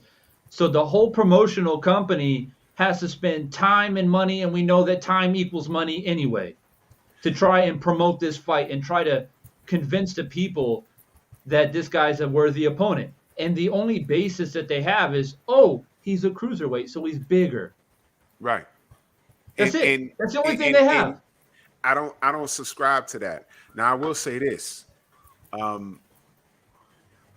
have no horse in the race. I'm not even gonna sit there and say I hate Canelo. I hate how he's been given preferential treatment by the WBC. He's only doing what they allow him to get away with. We can say we hate that. All right. I have no horse in the race with him. You're talking to a former Canelo supporter until he starts dropping belts. Remember when he did that? I am not fighting Triple G. I'll do it when I'm ready. Drop the belt. I got trolled for that. Then he fought him to a draw. Got trolled for that, but I didn't mind. Beat him in the rematch, and then he didn't want to have a third fight. You know, these are things that we've dealt with. But I'll say this: these movements aggravate me. And at this point, you want Makabu. If that fight happens, you kind of want something crazy to happen, like he throws a right hand and I'm sorry, a left hand. Ain't this kid a southpaw? Makabu? Is he a southpaw? I think he's orthodox. He's orthodox? I think he's orthodox. You kind of want him to throw something crazy and land it on the top of his head. You know, and it's like, wow, ooh. You know, you kind of want that to happen, not because you have this hatred towards Canelo. It's like, yo, come on. This needs to happen so you can get right. Because it's stupid at this point. And by the way, has he uttered the term franchise champion since he got it? Is that what this is? Is this a franchise champion status move? Is that what this is? Can he lose it if he loses it to Makabu? Does he lose the franchise status? Because now it's transferable, where it wasn't when it was first invented. So these are the things that we're dealing with Canelo. And it doesn't need to be, if he's the best in the world, prove it. Everyone says, oh, he beats Charlo. That don't mean he don't have to fight him. Like I said, Makabu's a southpaw. I figured that. I thought I heard that. And I'm not educated about Makabu. I'm not. I ain't gonna lie to you. I don't know this dude at all. I don't know. I was not checking for this guy. I don't know at all. And we watch boxing here. I'm not checking for him. I don't typically watch. I don't watch cruiserweights hardly at all. Period. Bro, it's not a popping division. That's why when people at 175, if they can go that high, they skip this and go straight to heavyweight. You know, and I'm not discrediting Usyk. Usyk came in there and he proved himself to be a man. And when you're the man in the division, you're supposed to separate yourself and say, I'm the supreme talent here. He got all the belts. He became undisputed and he moved on. Mm-hmm. And then he accomplished something special by beating AJ, who was a hype job, by the way, but he beat AJ. So I ain't got no problem with Usyk. But how crazy would it be that this, and by the way, catch weight coming. Don't think that Makabu's going to be able to come in there at whatever the weight is, 200. Watch it. If Canelo comes in at 180, Makabu's going to have to come in like at 190 on fight night or something. He can't rehydrate or something. He's going to come in there look like a crackhead. Oh, there's no way. There's no way that this fight is going to be allowed to be at the limit of 200 pounds. I don't. There's no way he's gonna let Makabu come in at 198 on weigh-in and then rehydrate to 210, 220. There's no way. This is unless Canelo coming in looking like a silverback gorilla again, he comes in at 201 pounds. And it's going to be a computer. He just made 168, people. He just made 168. I weigh 175 pounds. That's my weight. There's no way on God's green earth. And I'm taller than Canelo. I'm 5'10 and a half. There's no way with the way that I eat and I train where I'm going to get close to 200 pounds in 6 months. And if I did do it, I would be slow as fuck. This is crazy. It just blows my mind. So you're going to come in. He walks around maybe at 175, 80 maybe. So you're telling me he's got to put on an extra 20 pounds of muscle? And is that power going to translate? No. I mean, yo, listen, either this guy's taking a dive or Canelo is drugged up, and I don't want to hear anything else. And see, these are the problems that I have. These are the problems that I have. Ain't no one, I'm not saying anything about Canelo that's not true. Did he pop dirty? Yes. Was he shown preferential treatment? Yes. Did he duck Triple G at first? Yes. All right. Is he moving around and avoiding people that are right in front of him that he should be fighting? Yes. I mean, how do you not want to take Jamal Charlo's O? How do you not want to take Andrade's O? How do you not want to do that? And then I'm hearing these guys got to fight each other to see who gets Canelo. Man, look, Canelo's just popular. That's all. Salute the Boxing King Archive. Salute to you. Canelo's just popular. But these guys shouldn't be fighting it out to see who fights him. Canelo should be belt collecting. Makabu was brutally knocked out by Tony Bellew. He was. Yeah. He was. And he was. This isn't a situation where they got to fight each other to see who gets him. Canelo should be hunting them. And yo, now, look, I got a poll going right now on who should Canelo fight next. And for kicks and giggles, I put Tyson Fury in there. Hey, why not? 16%. Why not? Said Tyson Fury. If he can go to cruiserweight, he could fight Deontay Wilder. Deontay Wilder, I know for a fact, can make 199. I know for a fact. Yeah. So why not? Yeah. That fight will sell. That fight will do $1 million buys. Because everyone will be like, leading up to that fight, everyone will be like, yo, what the fuck? They really signed this? Oh my God. And there'll be people saying, yo, I think Canelo could beat him. Bro, I stood directly. So here you go, Drew. Arturo, right? He's a Canelo fan, by the way. He says it's going to be at 190. At 190. Unbelievable. Guys, cruiserweight limit is 200. So he's coming in at 190. That means M'Baku's going to get drained. Yeah. He's not going to be allowed to come in any heavier than that. Exactly. This is and retarded. Canelo will come in at like 182, 83, something like that. And then Makabu will be drained, and he'll be a shell of himself. And Canelo will probably outbox him or get him out in the later rounds. I've stood directly next to Canelo. He was significantly smaller than me. That was right before the Triple G fight. When he the first fight, they were in MSG promoting it. He walked right past me. I said, he's a little dude. Damn. Who's that? He's a little dude. So, he goes to cruiserweight. What if Usyk says, all right, I'll go back down to cruiserweight to fight Canelo? Do we got to fight? What if Wilder says, yo, I can make 199? Do we got to fight? Ain't no way. I mean, since he's padding his legacy. Usyk. Ain't no way. He wouldn't be. Usyk will beat him like a drum. Ain't no way. But look, man, you know what the thing is, though, Drew, is that if by some crazy turn of events, Makabu knocks out Canelo, you know what they'll say? You know what they'll say? They'll say, "Oh, you know, he was just testing the waters. He was a bit too small. Yep. It's okay. Yep. You're gonna go back they'll down get to over it. 175, 168. Hey, do y'all think Canelo will be able to pull this stuff off till he retires? No. No, it's gonna catch up to him, man. He's playing with fire now because my buddy Xavier out on the West Coast, he's picking Makabu to beat him. What? Dead serious.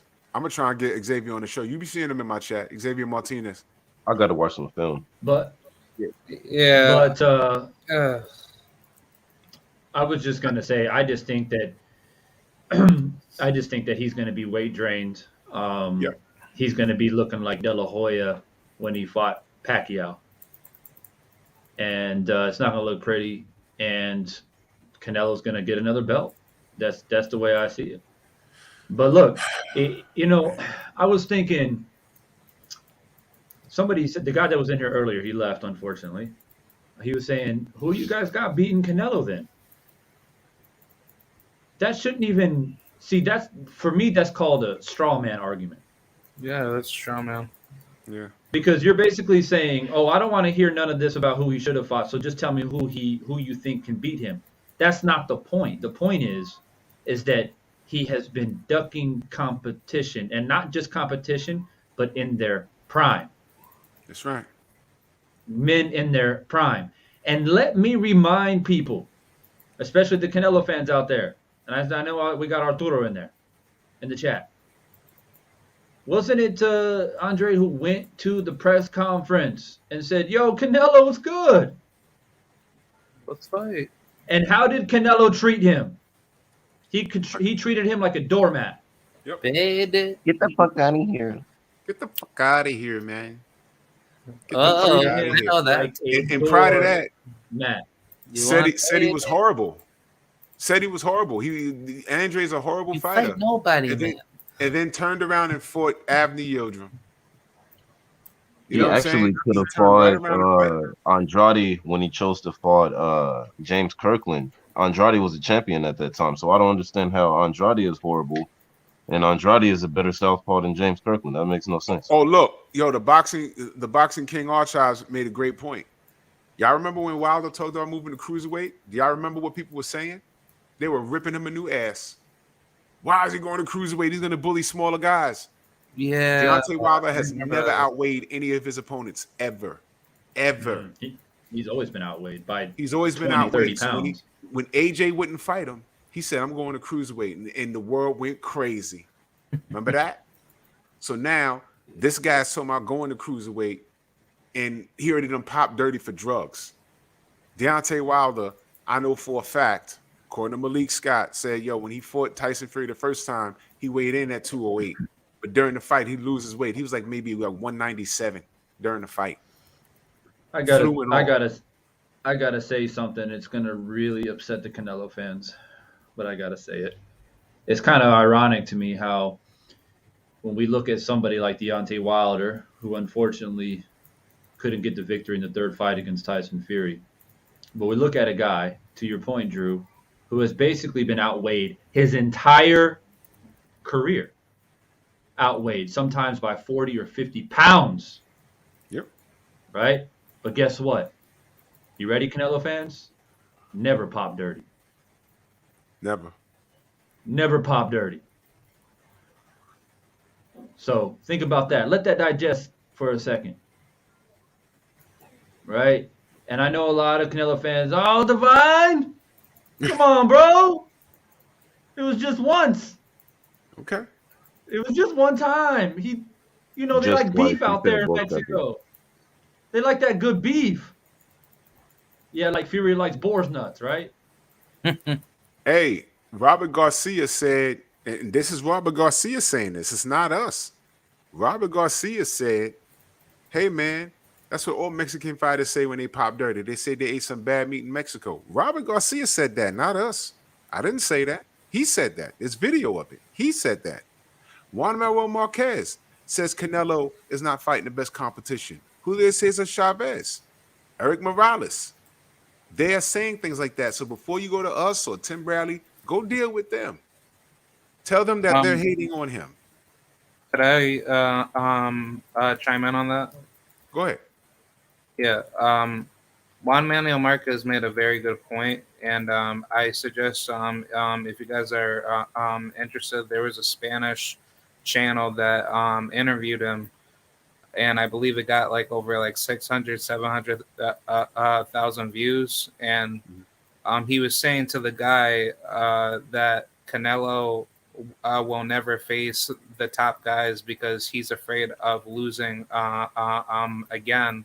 So there's a fine reason why he's been basically acting funny because Marquez basically said that he believed that Floyd Mayweather psychologically defeated him. So therefore, you haven't seen the same energy comparable from the Canelo Alvarez leading up to the Floyd Mayweather fight.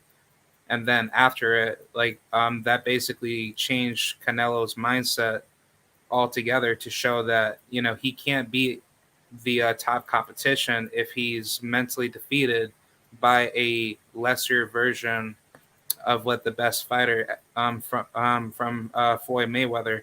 So Marquez made a great point to say that Canelo, he doesn't have this championship mentality of being this true Mexican warrior, because if he ever did, he would have done everything what me and many other people wanted him to do a very long time ago. So that's why Canelo is Canelo, because he basically looks at himself to be this big mega diva, but at the same time, it's like Canelo, he's really just shot himself in the foot this whole entire timeline. I'd like to add to that and say that holds some weight, just because when Canelo fought Floyd, a lot of the people in Canelo's team, in his camp, got tattoos of the date of when him and Floyd were supposed to fight.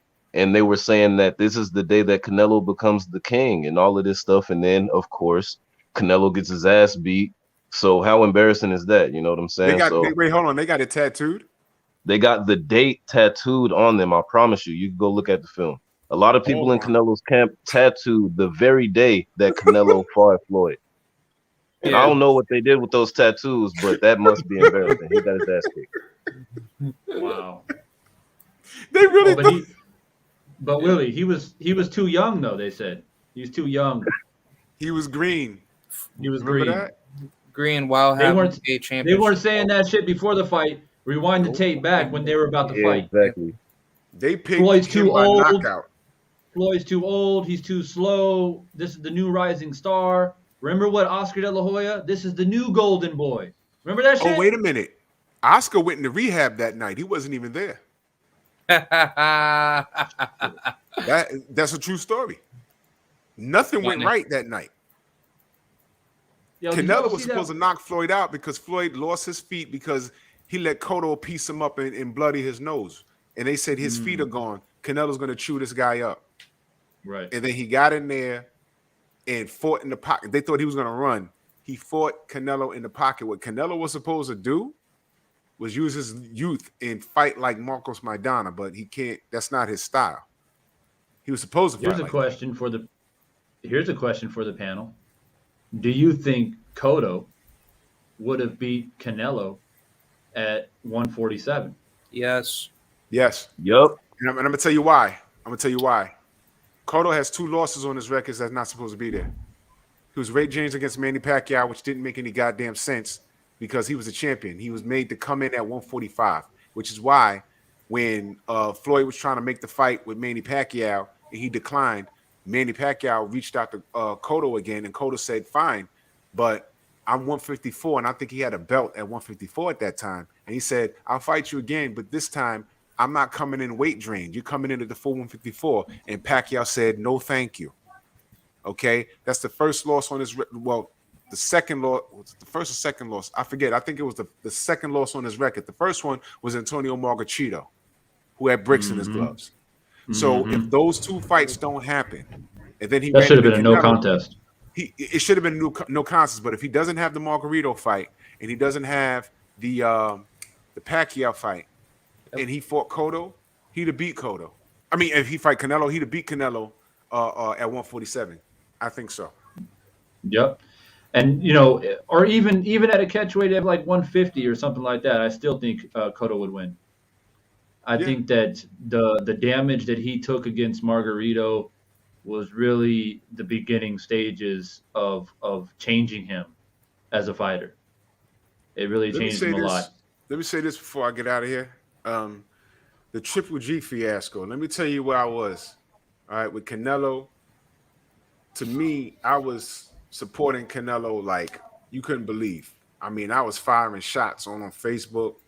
I'm like, look, this triple. The reason why I have animosity towards Triple G, and it's like not his fault because he'll say certain things, but we can't dictate the pedestal that the public will put him on. And it's like that with everybody. It's like that. I've heard people say, "Yo, Eminem is the greatest of all time." I'm like, please shut up. Don't tell me that. He's not the greatest rapper of all time. Eminem will tell you that he's not the greatest of all time. He'll tell you that, but shut up.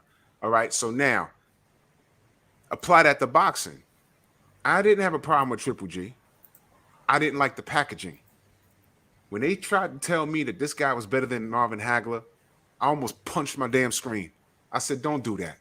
Don't tell me that.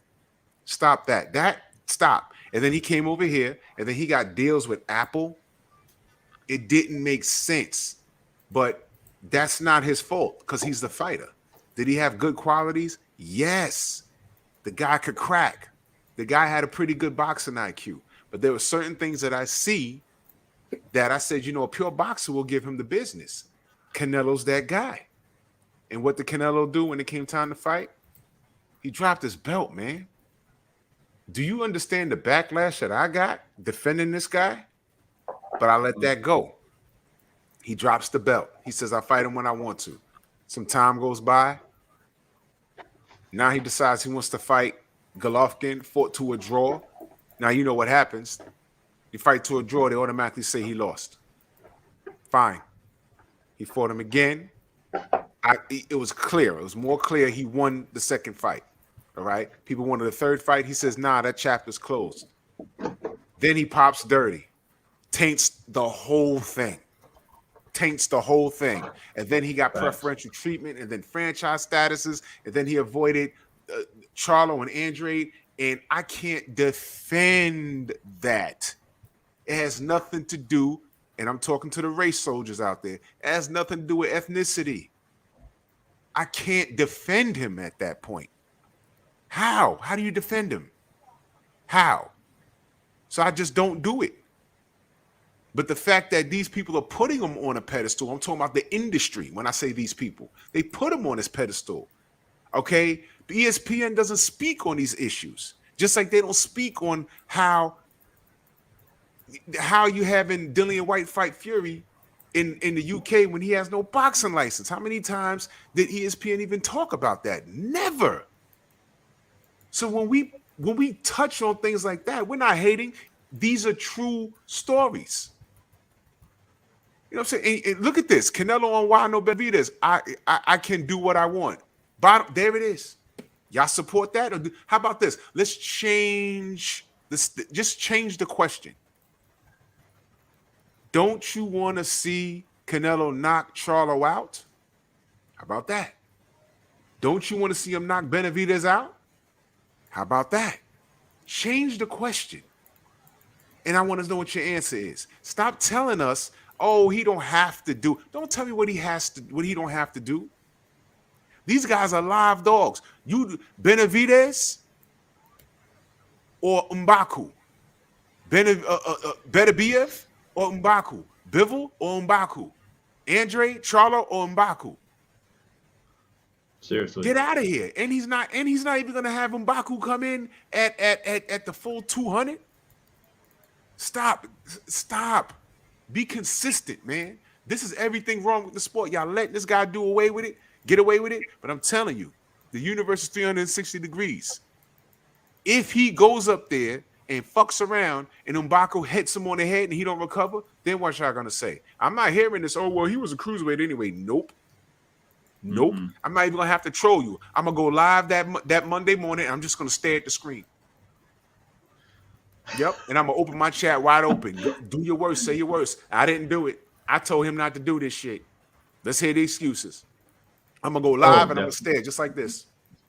Mm-mm. Yep. Mm-mm. What you got? I got nothing. That's what it is. They will say, "Oh, he took a risk that nobody else was willing to take." Mm-hmm. Yeah, unnecessary. We should give him respect. Daring to be great is going up to fight Beterbiev. That's daring to be great. He don't want to fight that man. Beterbiev, that'll be the first time you will actually see Canelo get the shit beat out of him. That's a strong dude. Makabu's opponents have a total of 143 losses. Oh my God. Only 16 of his 30 opponents have a winning record of 53%. That's barely half. Don't talk to me about his KO ratio, because I heard someone say that. You see this right here with Dr. Hook? Thank you for that. Case closed, man. Ridiculous. Case closed. 143 losses. I had to read it again. Yo, listen. Listen, right now, as we speak, more than likely, if I got in the ring and boxed Evander Holyfield, I might knock him out. Right now. But what does that mean? He's like 65 years old. Does that make me good? No. I just beat up an elderly person. The fuck? Vito Belfort gets no props for that. Yep. What does that do? What does that do? Come on, man. Come on, man. There's young guys that could probably beat Michael Jordan in a one-on-one game right now. Mike is like 60. What does that mean? It means nothing. So this guy's going to go up and fight M'Baku. You see this? 53%. 16 of his 30 opponents have a winning record. Get the fuck. But he has a belt. I'm glad that Usyk cleaned it out, got everything, and left. There's no reason for him to stay there. Stay there and defend it against who? Yep. And shout out to Usyk because he went straight to heavyweight. All right. Got a good win against Chisora and then fought AJ and took everything. So we can officially say that Usyk was real if we was on the fence about it due to this weak division at cruiserweight. And this is no disrespect to anybody, but it's not a strong division. No, it's really not. So it's Usyk separated himself and did something great at heavyweight. So shout out to Usyk. But he cleaned the division, Drew. Thank you. That is the point. He cleaned it out. 160 still there. Just because Canelo became the 168 undisputed doesn't mean he cleaned out 160. And it doesn't mean that he cleaned out 168 because he doesn't want to fight Benavidez. Thank you. Thank you. I don't care if Benavidez isn't I don't care if he's a champion or not. I don't care. He's a contender and he has deserved the title shot. How about this? You can't defend all the titles at least once at 168? At least once? Just one time. Just one time defend it. Didn't we get on all Tyson those belts? Fury? Did we get on Tyson Fury for all this time saying he never had a defense? Yes, we did. Come on. So come on. Now he's got 160 is still there. There's two people at 160 you can fight to solidify it. There's one person at 168 that's saying, yo, you only got those, you ain't beat me for him. You got him because I fucked up and I lost him. So now and then you got two live dogs at 175 saying, yo, hey, fight to me. Hey, fight to me. You going straight to this dude who, by all means, will be considered to be what we call a bum. Cristiano says, is a Charlo or Benavidez win more impressive than a fight at 190, jumping from 168? I want to see Canelo fight at cruiserweight because I think Canelo has the skills to pull it off. Okay, tell him to fight a better guy. Okay.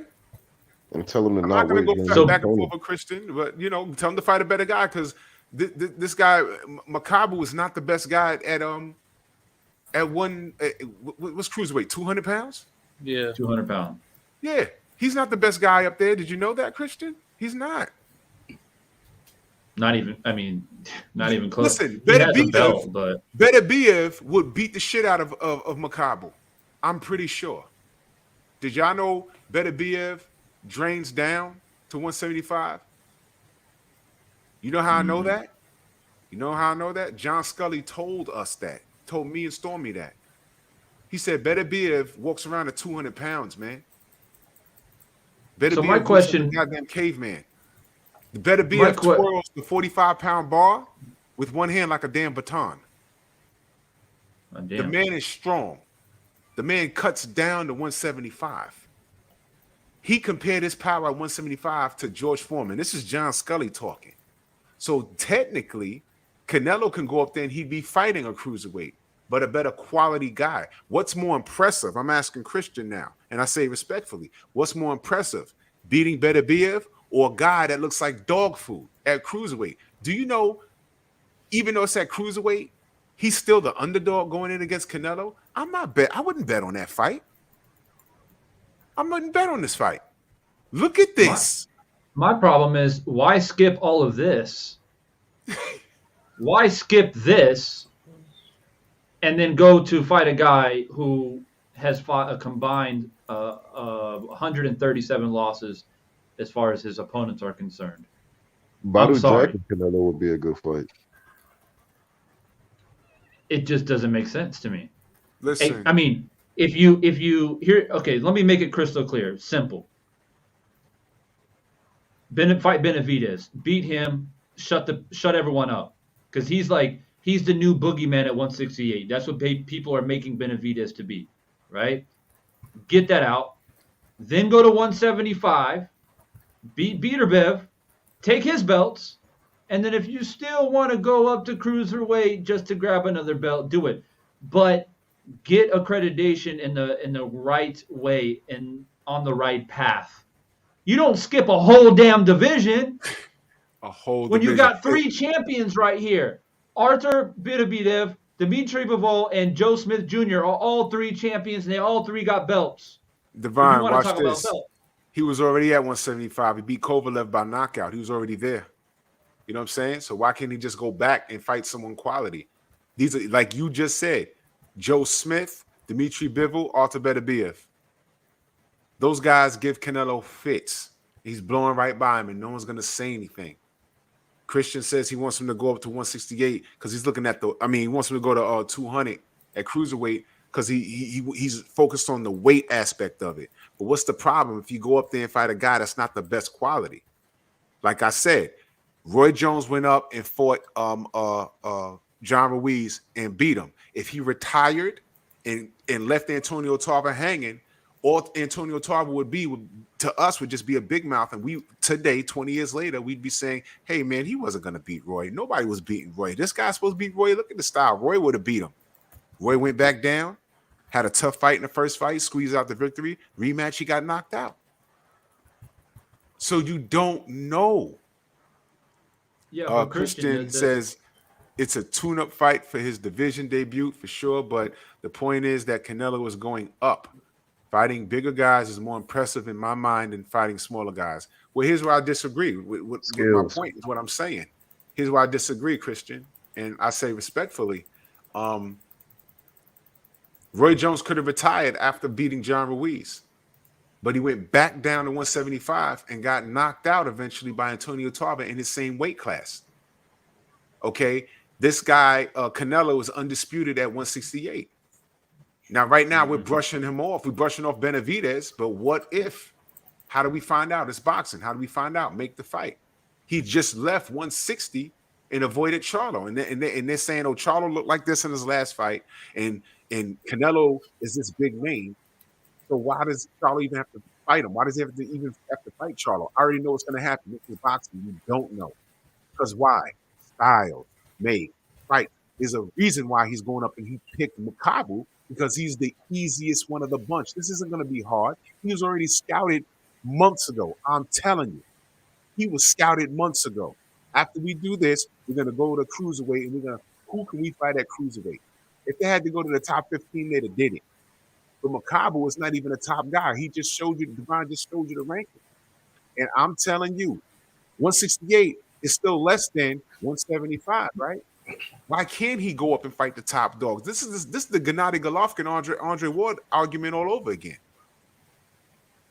If you never seen Makabu fight, then why do you want to see Canelo fight Makabu? And that's thank you. He wants to see him win and accomplish something at a heavier weight because he's one of the fans that'll say, I don't care who it is. He went up there and won. And those are the type of fans that Reynoso and the WBC and Canelo are appealing to. This is what they want. Because when it's all said and done, all you're going to see in the record books is he went to 168. I mean, he went to cruiserweight and did something.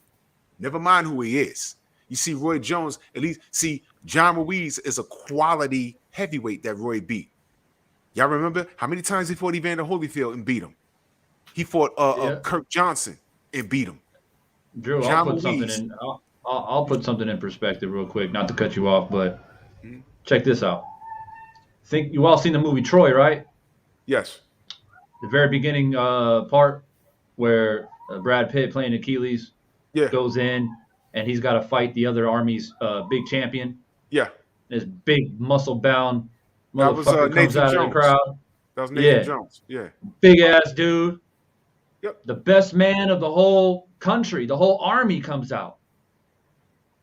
Achilles runs up in there and shoves a sword down his neck. Right down his neck. Fight over. That is what I'm talking about. You don't fight the 8th best guy, the 6th best guy. You fight the best guy. If you're going to play this David and Goliath scenario, and the reason why I put that out is because this guy looked bigger and scarier than what Brad Pitt looked like, right? Yep. Got on there screaming and shit. Playing Achilles, had the skill, had the gift and the ability to jump up in the middle of the air and stab him in the neck and kill him. That's my point. Can I say this? And that's perfectly said. And let me add to this. Let me add to that. Christian said that he thinks him going up in weight to fighting a bigger guy would be more impressive. Arthur's the bigger guy. Yes. And if he's taking that fight at a warm up, why not warm up at 175, do something great, and then go to 200? You got Bivol, Beterbiev, you got Joe Smith. You even got he couldn't go up and fight Badu Jack right there. I mean, come on. He's not a knockout artist. I'm telling you right now, this guy Beterbiev, that's the guy, and I'm calling it right now. If he wants to do something great, go beat him. That's the guy that you will see Canelo in serious trouble. Third or fourth round, he's going to clip Canelo with something hard. He's going to hit Canelo with something hard, and Canelo's going to be on his bike, and his legs ain't like Floyd's, man. His legs ain't like Floyd. He's going to have to fight in the pocket, and Beterbiev stops Canelo Alvarez. I'm saying it. He stops Canelo. He stops Canelo within 9 rounds. He's going to beat the shit out of Canelo. That's why he's flying right past the whole division. Canelo knows this, man. Canelo knows this. And I'm going to say it for everyone and all the people in the back peeking through the blinds and bushes, as the sensei likes to say. If you expect me to give Canelo credit to fight a guy that nobody knows and ducks a guy who is a 2-belt holder in Beterbiev, and you expect me to give credit to Canelo for skipping that whole weight class, then you are nothing but a Canelo dick rider, period. Pull up Christian's comment. I want to address that. Hey, Divine, could I say one last thing before I get up out of here? Get it. Yeah. To finalize this whole Canelo situation, the amount of hatred that I have towards Canelo is mainly due to his dirty tactics. But at the end of the day, if Canelo was a clean fighter and he still was doing these same stupid, decisions that we're seeing him do now, that still doesn't, trump the arguments that we've been making all these years against Canelo to say that he isn't what we think he really is. Because at one point I used to think Canelo was that man, but when you look at the styles that he always struggles with, it's always those styles that are pure boxer punchers or just pure boxers in general. Canelo Alvarez has not challenged himself to the highest degree. And for the majority of his resume, he has been fighting guys that he knows he can beat. But the guys that we don't know he can't beat, that is going to show the true colors of what Canelo really is, because Canelo is that type of guy for what he can show to you of who's being put in front of him to fight. So, as much as we criticize Canelo compared to the amount of criticism that we say towards guys like Terrence Crawford, that's valid argumentative points, because Canelo deserves that criticism because he brought himself to that level. But for Terrence Crawford, he is yet to show that come this Saturday against Sean Porter. But for Canelo, he chose that path because he knows deep down he can't show his true colors, because those true colors are going to show the best out of him. So for whatever Canelo does for the rest of his career, he best believe whatever he does, that's going to put a huge stand before and after his legacy is over. And that's about it. Thank you. Yeah, always a pleasure to have you on here, K-Rod. You know you're always welcome, man. And you were actually rather nice tonight. Usually you get lit. Oh, yeah. You were quite nice tonight, man, but it's all good. Yeah. But yeah, man, you're always welcome, bro, and thanks for dropping by. All right. Hey, respect to you, man. All right, we'll see you guys later. Thank you. Salute. Yep. All right, Drew, you said you wanted to comment on this. Let me address what Christian said. He says, I don't like the Roy Jones Jr. comparison because Roy wanted to prove a point that he could go up in weight, then go back down and win again. The problem is dropping significant weight really drains the body. I understand that.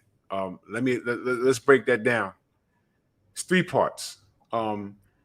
Again, like I said earlier, Roy was the whole plan was going up in weight to fight a heavyweight. But he knew what heavyweight to pick on. If you go back and look at who held titles, Lennox Lewis, who was entirely too big to fight Roy. All right. The smallest one and the most vulnerable one was who? It was John Ruiz, stood about 6'2", and I believe they had a weight clause in there. And I forget it was. They didn't want John in there no heavier than 220 or something, because Roy let it slip out. He said something about, he was able to make the weight. I said, there's no weight on heavyweight. But they had a contractually agreed weight that he couldn't come in no heavier than. All right. And I meant to ask Roy when he was on my show. That's number one. Number two. All right. If you remember during that broadcast, Letterman and Merchant, they were saying, hey, well, I guess Roy knew what heavyweight to fight. And George Foreman stepped in and said, no, don't do that after people done paid for this pay-per-view, spent their money. You know what I mean? Don't do that. Because they were trying to discredit John Ruiz. But John Ruiz was the easiest one of the bunch. Now, you mentioned going back down in weight. You're right. Roy Jones Jr. had to lose, because he's not fat, he had to lose 20 pounds of rep. Now, I forget how long in between the Ruiz win to the first Tarver Jones fight. I forget how long it was, but it wasn't like a year. All right. The only reason why you said that he wanted to prove that he can do two things. The only reason why he went back down to 175 was because Tarver got under his skin. He wasn't doing it for legacy. He had a personal beef with Tarver, a bit outside the ring. Tarver beat him in a game of basketball. Did you know that? So it got real petty between them. Tarver was showing up to his conferences. Why are you ducking me? Closed mouth don't get fed. Tarver, there's video of it. He was damn near Shannon Briggs in his ass. And he got under Roy's skin, and Roy said, I'm going to fight this guy. He came in at 175. He came in there, and he said, I was tired in that fight. That was the first time you saw Roy on the ropes looking tired with a swole eye, because every time Tarver hit him, the glove was rubbing his eye. But in the rematch, he said, yo, look, I had to get back acclimated to 175. I'm not tired anymore. You understand? And you're going to see. Round one, he pretty much did what he wanted to do with Tony, kept it in the ring. Round two, he made a mistake and went to sleep. And that's just boxing. But he didn't do all of that in an attempt to be great because he wanted to do it. He did it because Tony got under his nerves. He had no. He had. Yeah, he looked real bad in the first fight. I don't know if there was a girl involved, brother. I don't know. I know what Roy said, and I know what Tony said. All right, that was a grudge match. After John Ruiz, not that many people wanted a piece of Roy. I mean, Lennox Lewis wasn't looking at Roy like yeah, Roy ain't gonna want this, and he didn't. David too was walking around there. Mm-hmm. I mean, come on, man. He wasn't fighting those guys. He was not doing it. Okay. So daring to be great, there's limits to that. That Antonio Tarver move, that was an emotional decision, and he paid for it. Canelo, this isn't emotional. This is a well-planned, mapped-out scenario. Because if he was daring to be great, he'd be going back to 175 and either fighting Beterbiev or Bivol. That's daring to be great. I'm sorry, that shit just popped in my mind. No one's checking for M'Baku from Wakanda. No one's checking for that. Like I said, like I gave the scenario, I could get in the ring right now and beat the crap out of Evander Holyfield. But what does that mean? I can go and elbow drop Joe Frazier's grave. What does that mean? It just means I'm a jerk. That's all. That's all it means. So this guy, Canelo, going up to cruiserweight to fight M'Baku from Wakanda, he's being a jerk. He's being a jerk. This is a dick move, man. This is a dick move. Come on, man. And he's not even fighting the top guy. He's not even fighting the top guy. The top guy for him, if he's going up in weight, go fight Beterbiev. Beterbiev will take. He has a fight coming up against Marcus Brown. He will stop what he's doing to fight Canelo, guaranteed. This guy Beterbiev, this will be the first time you will see Canelo get dogged. I mean, beaten blood. He'll get hit with shit. He'll take a strategic knee, try and get on his bike, and please go zoom in on Beterbiev and look at his face, man. He means it. That's not just for show. That's not just for show. This guy walks around at 200 pounds. He's twirling 45-pound bars, bench press bars from the gym with one fucking hand. Go to his Instagram. John Scully said this guy drains down from 200 pounds, makes 175. He hits like George Foreman. This is John Scully telling us this. He told me this. He told Stormy B-Man this. This guy's a killer. This is why he's flying by. Bivol, he's another killer. He's flying right by all of this. Joe Smith, shout out to New York. He's from Long Island. He's blowing past all of this to go 16 16-0, 16 KOs. Come on, man. He's blowing. Now, of course, everyone say, well, who's he fought? Yeah, right. Yeah, right. You're going to ask me who's he fought. Meanwhile, you have no idea who's Canelo trying to fight. M'Baku from Wakanda. You got to be kidding me. He's literally from the Congo. Literally. like I didn't even know that they even had fighters from the Congo. The man can't walk too far from his building because there's lions and shit. No, let me not go there, man. You're going to make me rewatch that Tarver Jones fight. Why did Tarver do Jones like that? Damn. Straight right or straight left, fight over with. It was a straight left. Jab to the body. Look. Yeah. Roy made a mistake. My God. That's all that was. Look at the first round. Roy won that fight. Roy won the first round easy. He was turning him. Tarver was missing. Kept it in the center of the ring. I said, shit, this is all night. This is all night. Tonight, Roy. Damn, that was a good ass fight. Yep. And then round two, Roy made a mistake. He didn't do anything wrong. Tarver just landed his punch more cleaner. He didn't do anything wrong. It's like when Ward got knocked down by Kovalev. He didn't do anything wrong. It's just that Kovalev landed the punch first. That's all. That's all. He landed his cleaner. That's it. But Ward got up. You remember when Triple G kept trying to come to 168 to fight Chavez Jr.? And Ward stepped in and says, no, if you're coming up to my territory, you fighting me. And Triple G ain't want no smoke. And what did they do? They accused Ward of bullying the smaller guy. Now, come on. Yeah, in a nutshell, Canelo, you need to dare to be great, bro. It's really that simple. Do it for real. You really got to dare to be great. Do it for real. Come up to 175 where you've been already. You already got a knockout up there, right? Fight one of these guys. Don't go up there and fight some dude we ain't heard of. And for anybody out there saying, I wish you guys would just give Canelo credit, well, we're telling you right now how we give him credit. I mean, Arturo says, funny how Divine is enjoying. I'm enjoying it. I love talking boxing, bro. At the end of the day, you know what I mean? Nobody is exempt from the scope. I'm talking about the sniper scope. You on that bullshit, you get sniped. Period. And I'm the first one to tell you about Crawford. Crawford, this is his chance to prove me right, because I think Crawford is skilled. But his resume is not as good as Porter. I'm the first one to admit that. Yeah, I'm going to cook on that in the morning. What's up? I'm going to cook on that in the morning. That shit is going to be funny. Yeah. So nobody is exempt from being put in the sniper scope, period. And a lot of people like to twist this and be like, man, these are just Canelo haters. Right? I was on here talking about post-fight Canelo plant. And because I didn't come up here and say, Canelo's the most amazing thing since sliced bread, this guy's a Canelo hater. Órale, Mexico. Like, damn.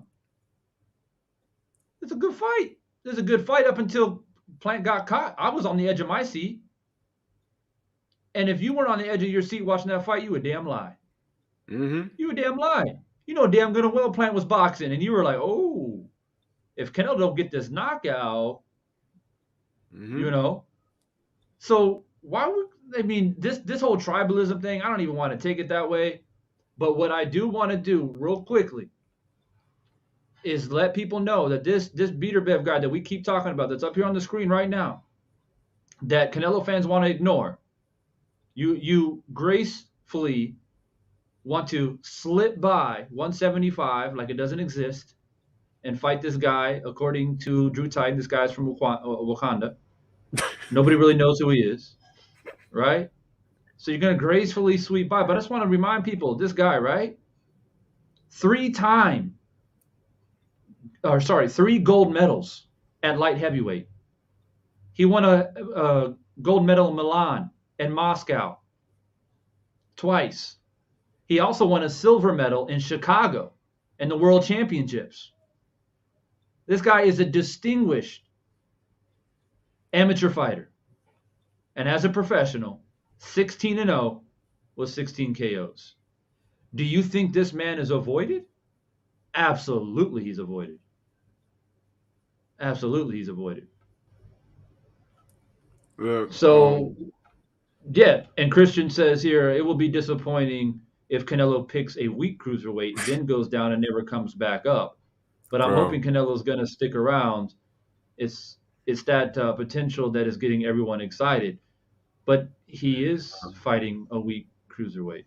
He's picking the weakest of the bunch. Don't get fooled at the fact that this guy got a belt. He's the weakest of the bunch. That's what we're saying. And what we're saying is that this guy better be at 175, because you're still getting the same quality that you want, Christian. He'd be going up. And you would think that this is a lot safer because he was already at 175. But we're saying when he went to 175 the first time, all he did was beat on a wounded animal in Kovalev. This is the time for him to go back there and say, no, he wasn't wounded. I'm really that good. Let me show you. I'm going to fight Bivol. I'm going to fight Beterbiev. Listen, this guy Beterbiev, if you don't know him, Google him. YouTube him. This guy is a killer. This guy, there's a reason why he's skipping all of 175. If he went to 175 and for anybody else other than Beterbiev, everyone's going to look at him strange, because if he goes to 175, all they want is for him to do this. Said he might lose the Brown. That's yet to be seen. We're going to see. I'm going to tell John Scully. Yeah, Marcus Brown. He's a pretty decent fighter. Marcus Brown got beat up by Beterbiev is going to knock him out. So I don't know. I think Beterbiev is going to knock him out in 5 rounds. I think he's going to knock him out in 5 rounds. And TS, he's 36. He's 36. But that's the thing with these Russian fighters, right? A lot of these Russian fighters, and Lomachenko's another example, they fight like 390 times in the amateurs. Yep. Right? They got all these damn fights, and then they don't turn pro until they're like fucking 28. So, I mean, and that's why fighting is second nature to a lot of them. That's why they get there and you know, they already got cauliflower ears and swole eyes before the bell ring. It's like, what the fuck? What you been doing growing up? Fighting. It's different over there. Hey, it's can different. you hit Bible English? Can you hit the fool? Huh? The dude in the chat that's talking crazy, can you hit this dude with a wrench, or whoever got a wrench? Can y'all like get rid of the fool named Bible English? Oh, what is this guy saying? Canelo done turned Bakaboo into great black hope from. Oh God. I don't know what that's about. Whatever, man. Yeah, wrenches, take care of the business, man. Yeah, man. Just get him out of there. I'm calling him Baku. I'm clearly joking, but I'm black. I could say shit like that. That's not for you to say, Bible English. Get out of here. Do y'all even know who he is? I don't even know who this guy is. I don't know if I've seen him in here before. I don't know. Whatever, man. But yeah, but good looking, Willie, man. I don't always. I was looking at I was actually looking at Peter Bebb's resume. So this guy, yeah, I'm used to being in the chat anyway, so for me, it's kind of just natural. It's like, oh, all right, this guy. And I don't know, it's weird, man. There's pros and cons to being in the computer age. These trolls be going crazy. That's just how I go. Hey, Drew, I was in here talking about Canelo last time I was live about it. I haven't been live for about 6 days now, but I was on here and had 3 different trolls. One troll stole your profile pic and name. Another troll stole Big Dog Willie, and another one stole Antoine. Stole their profile pic and their name. It's the same person. Google's been notified. I have a case. Good. I have a case. I'm lawyered up, man. My name is LLC. It's the same guy. I have a case. That's why I'm quiet about it. I have a case. You know, you build a case. I didn't know if you knew, so now that I know that I knew, because I even got a lot of channels that don't like me hit me up behind the scene. Screenshots. This you? Fuck no, I don't fuck with you. Why would I be in your chat? They said, oh, newsflash. That same person been in my chat with your name. Here's the screenshot. Oh, well, I don't fuck with you. So, I haven't been there in the morning. I said, oh, okay. So now we have something in common. This one person is trying to create friction. But crazy. I found out who he was, or who he is. So I have a case pending. My shit is good. LLC. So, I paid for my name. And I paid for my name. So, they try to be smooth with it, because they come in here and they act like everything's cool, right? But eventually they can't control themselves. They can't control their mouth. They're grown adolescent, and when you they hate me per se because of how I look. They hate the appreciation I get from the family. They hate that I can communicate. And I'm alpha. They're below beta. Mm-hmm. And while I'm out here talking boxing with you and the rest of the family, when they're not stalking us and trying to be us and jealous of us, they're jacking off the Pornhub at 1,000 miles an hour. I mean, that's how they're living. I mean, salute to you, Christian, NWO. It's all good. You're entitled to your opinion. It's no hate. You know what I mean? Salute to you, fam. Oh, yes. Playboy Players, 9:30 a.m. Eastern Standard Time. I'm opening up the borders, and I'm gonna let the family cook. Bud versus Sean, who you got, why? Just like last Friday. And Scotty was cooking ass. So, it's just gonna be a fun conversation. You know what I mean? You gotta get me in there. Yeah, no doubt. The border's gonna be open. I'll put the link in the chat. Nice. I'm gonna have my popcorn out, man, because I'm scared to pick. I'll talk about it tomorrow. I'm scared to pick a winner, man, because Vegas is crazy. Well, we were cooking about that earlier. Willie's been in here for basically since the beginning, and it got a bit controversial. But I don't remember. I think you were on 78's panel when he talked about it, right? We had a whole bunch briefly, We had a bunch of content creators on there, and most of them, I'd say about 75% are going for Porter, which I was quite surprised. And some of them are taking it they're taking it quite serious. Like Porter been disrespected, and Bud ain't got no resume, and y'all crazy. And I'm like, damn. Because when this fight was first announced, I was like, oh, Crawford got this. But now, since I've been on 78's panel and I've been listening to other channels out here, BFTB is another one. Bro, right? did you hear you heard Trill this morning? So I'm like, making me think, like, damn. You heard Trill this morning? Cecilia said some shit, and I was like, uh-oh. I was in the gym. I said, uh-oh. What does that mean? I was like, fuck. Yeah. Playboy Plays. It's going to be in the chat.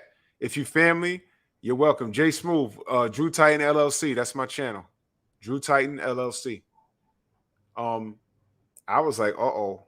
I don't know. I don't want to bet on this fight. Yo, on some real shit, if I put some bread on it, I'll put 50 on a draw. I mean, think about it. This is Bud's last fight with Top Rank. Last person that left Top Rank. What did they do to Manny when he went to Australia? Saying. Got swiped. Bro. Then I heard something about Sean only been training like past 30 days. He's not a drug cheat like Fury. So he's not cycling off of shit. I'm hearing like he likes doing the podcast and commentating and shit. I heard his heart ain't in it. But you know, he's the type of person that you hit him upside the head, he'll wake up and get triggered. But if they split 6 rounds apiece, then what? Bro, I don't want to bet no bread on this goddamn fight, but I want to hear what everybody else has to say. I'm bro, I'm scared to death. I don't want to bet on this fight. I just want to hear what the family got to say, because this would be crazy. This would be crazy. I'm gonna put my the fam's asking for it. I'm gonna put my link in the chat. Oh, no doubt. Yeah, let me shit. I'm trying to find the odds right quick. Let's see if I can find it. It's pretty close. Like, it's not really bet like it's not that attractive. Like, it's not enough for me to put any kind of money down personally. Right. Like the Plant and Canelo, that shit was just ridiculous. So you put 100 down, you get 600. So I'm like, why not? Yeah, I mean, yeah. Oh, the odds have changed. The odds have changed. What it changed to? So Sean Porter's at 6.50, and Crawford's 1.10. So, oh fuck, Vegas so it's like is gonna win regardless. So it's like 5, basically. Yo, this shit look like a draw, B. Unless Bud get him out of there early. But who the fuck's knocking out Sean Porter?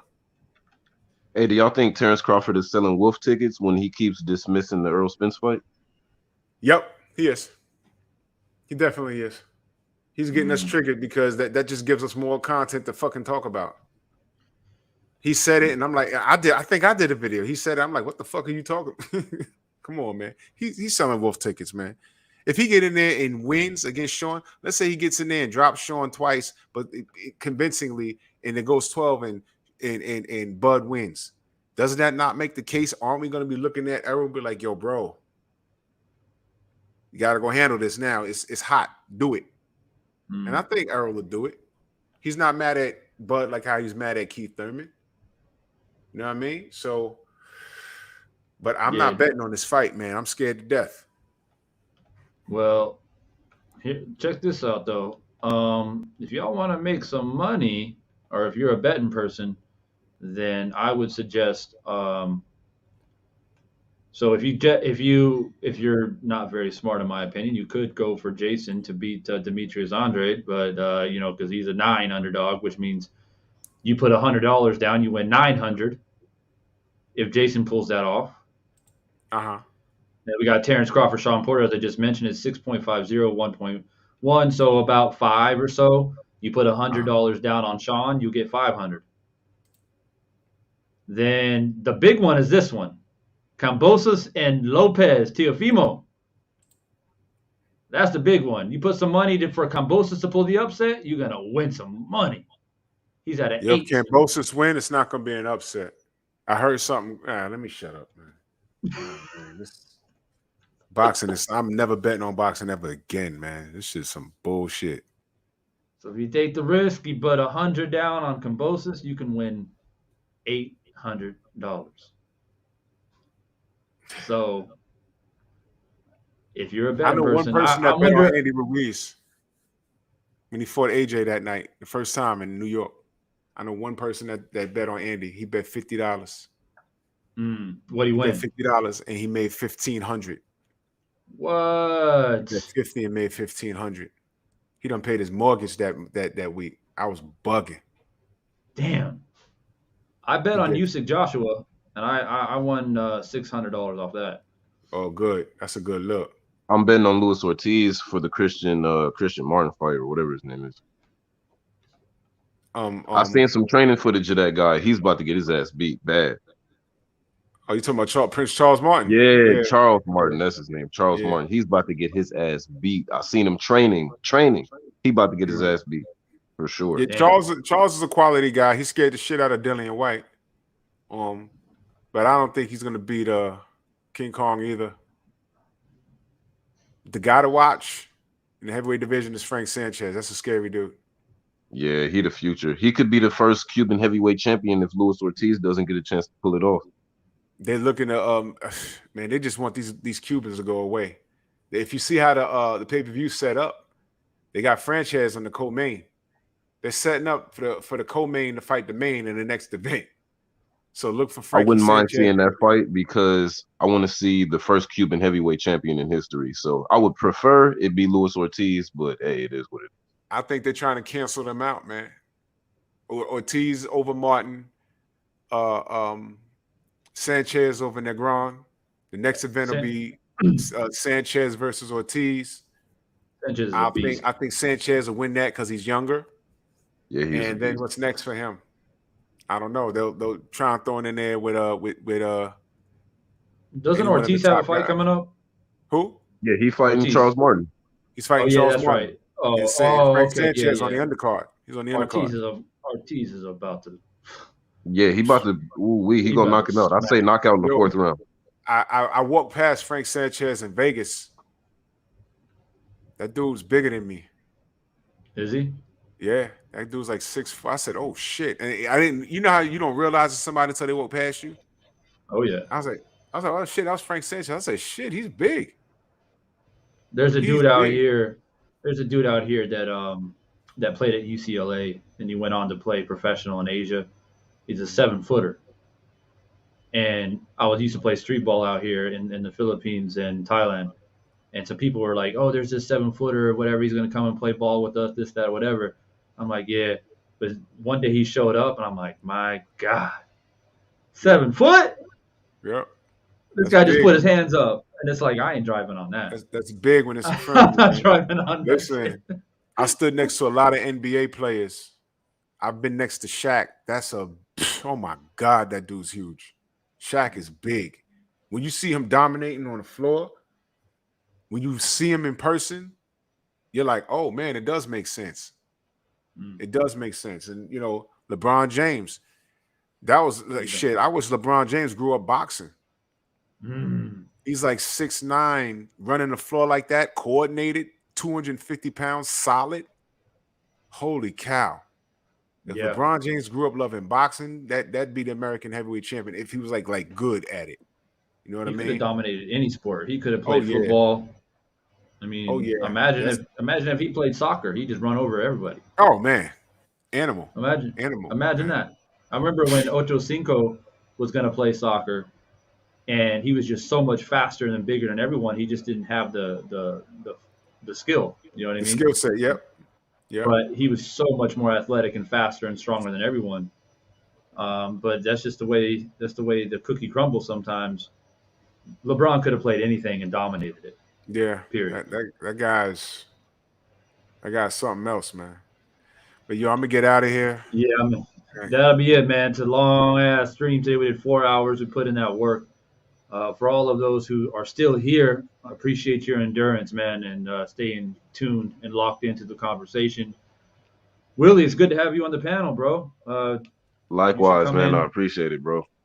You should come in more often, bro. I appreciated your insights, and of course, always good to have a fellow Arizonian in the building. That How about part. those Suns?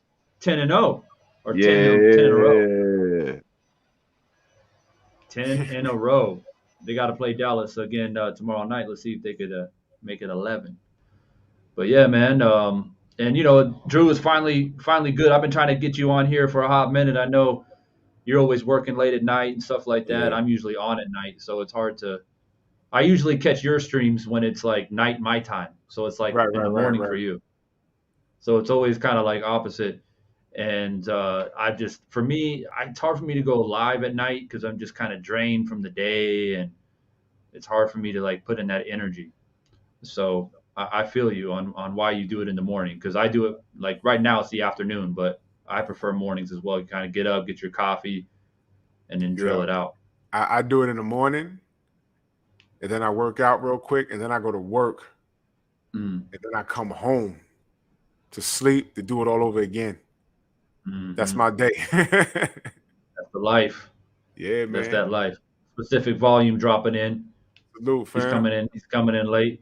Good to see you, man. If you guys don't know Specific Volume, I think he's dropped a new track, man, in appreciation to Deontay Wilder.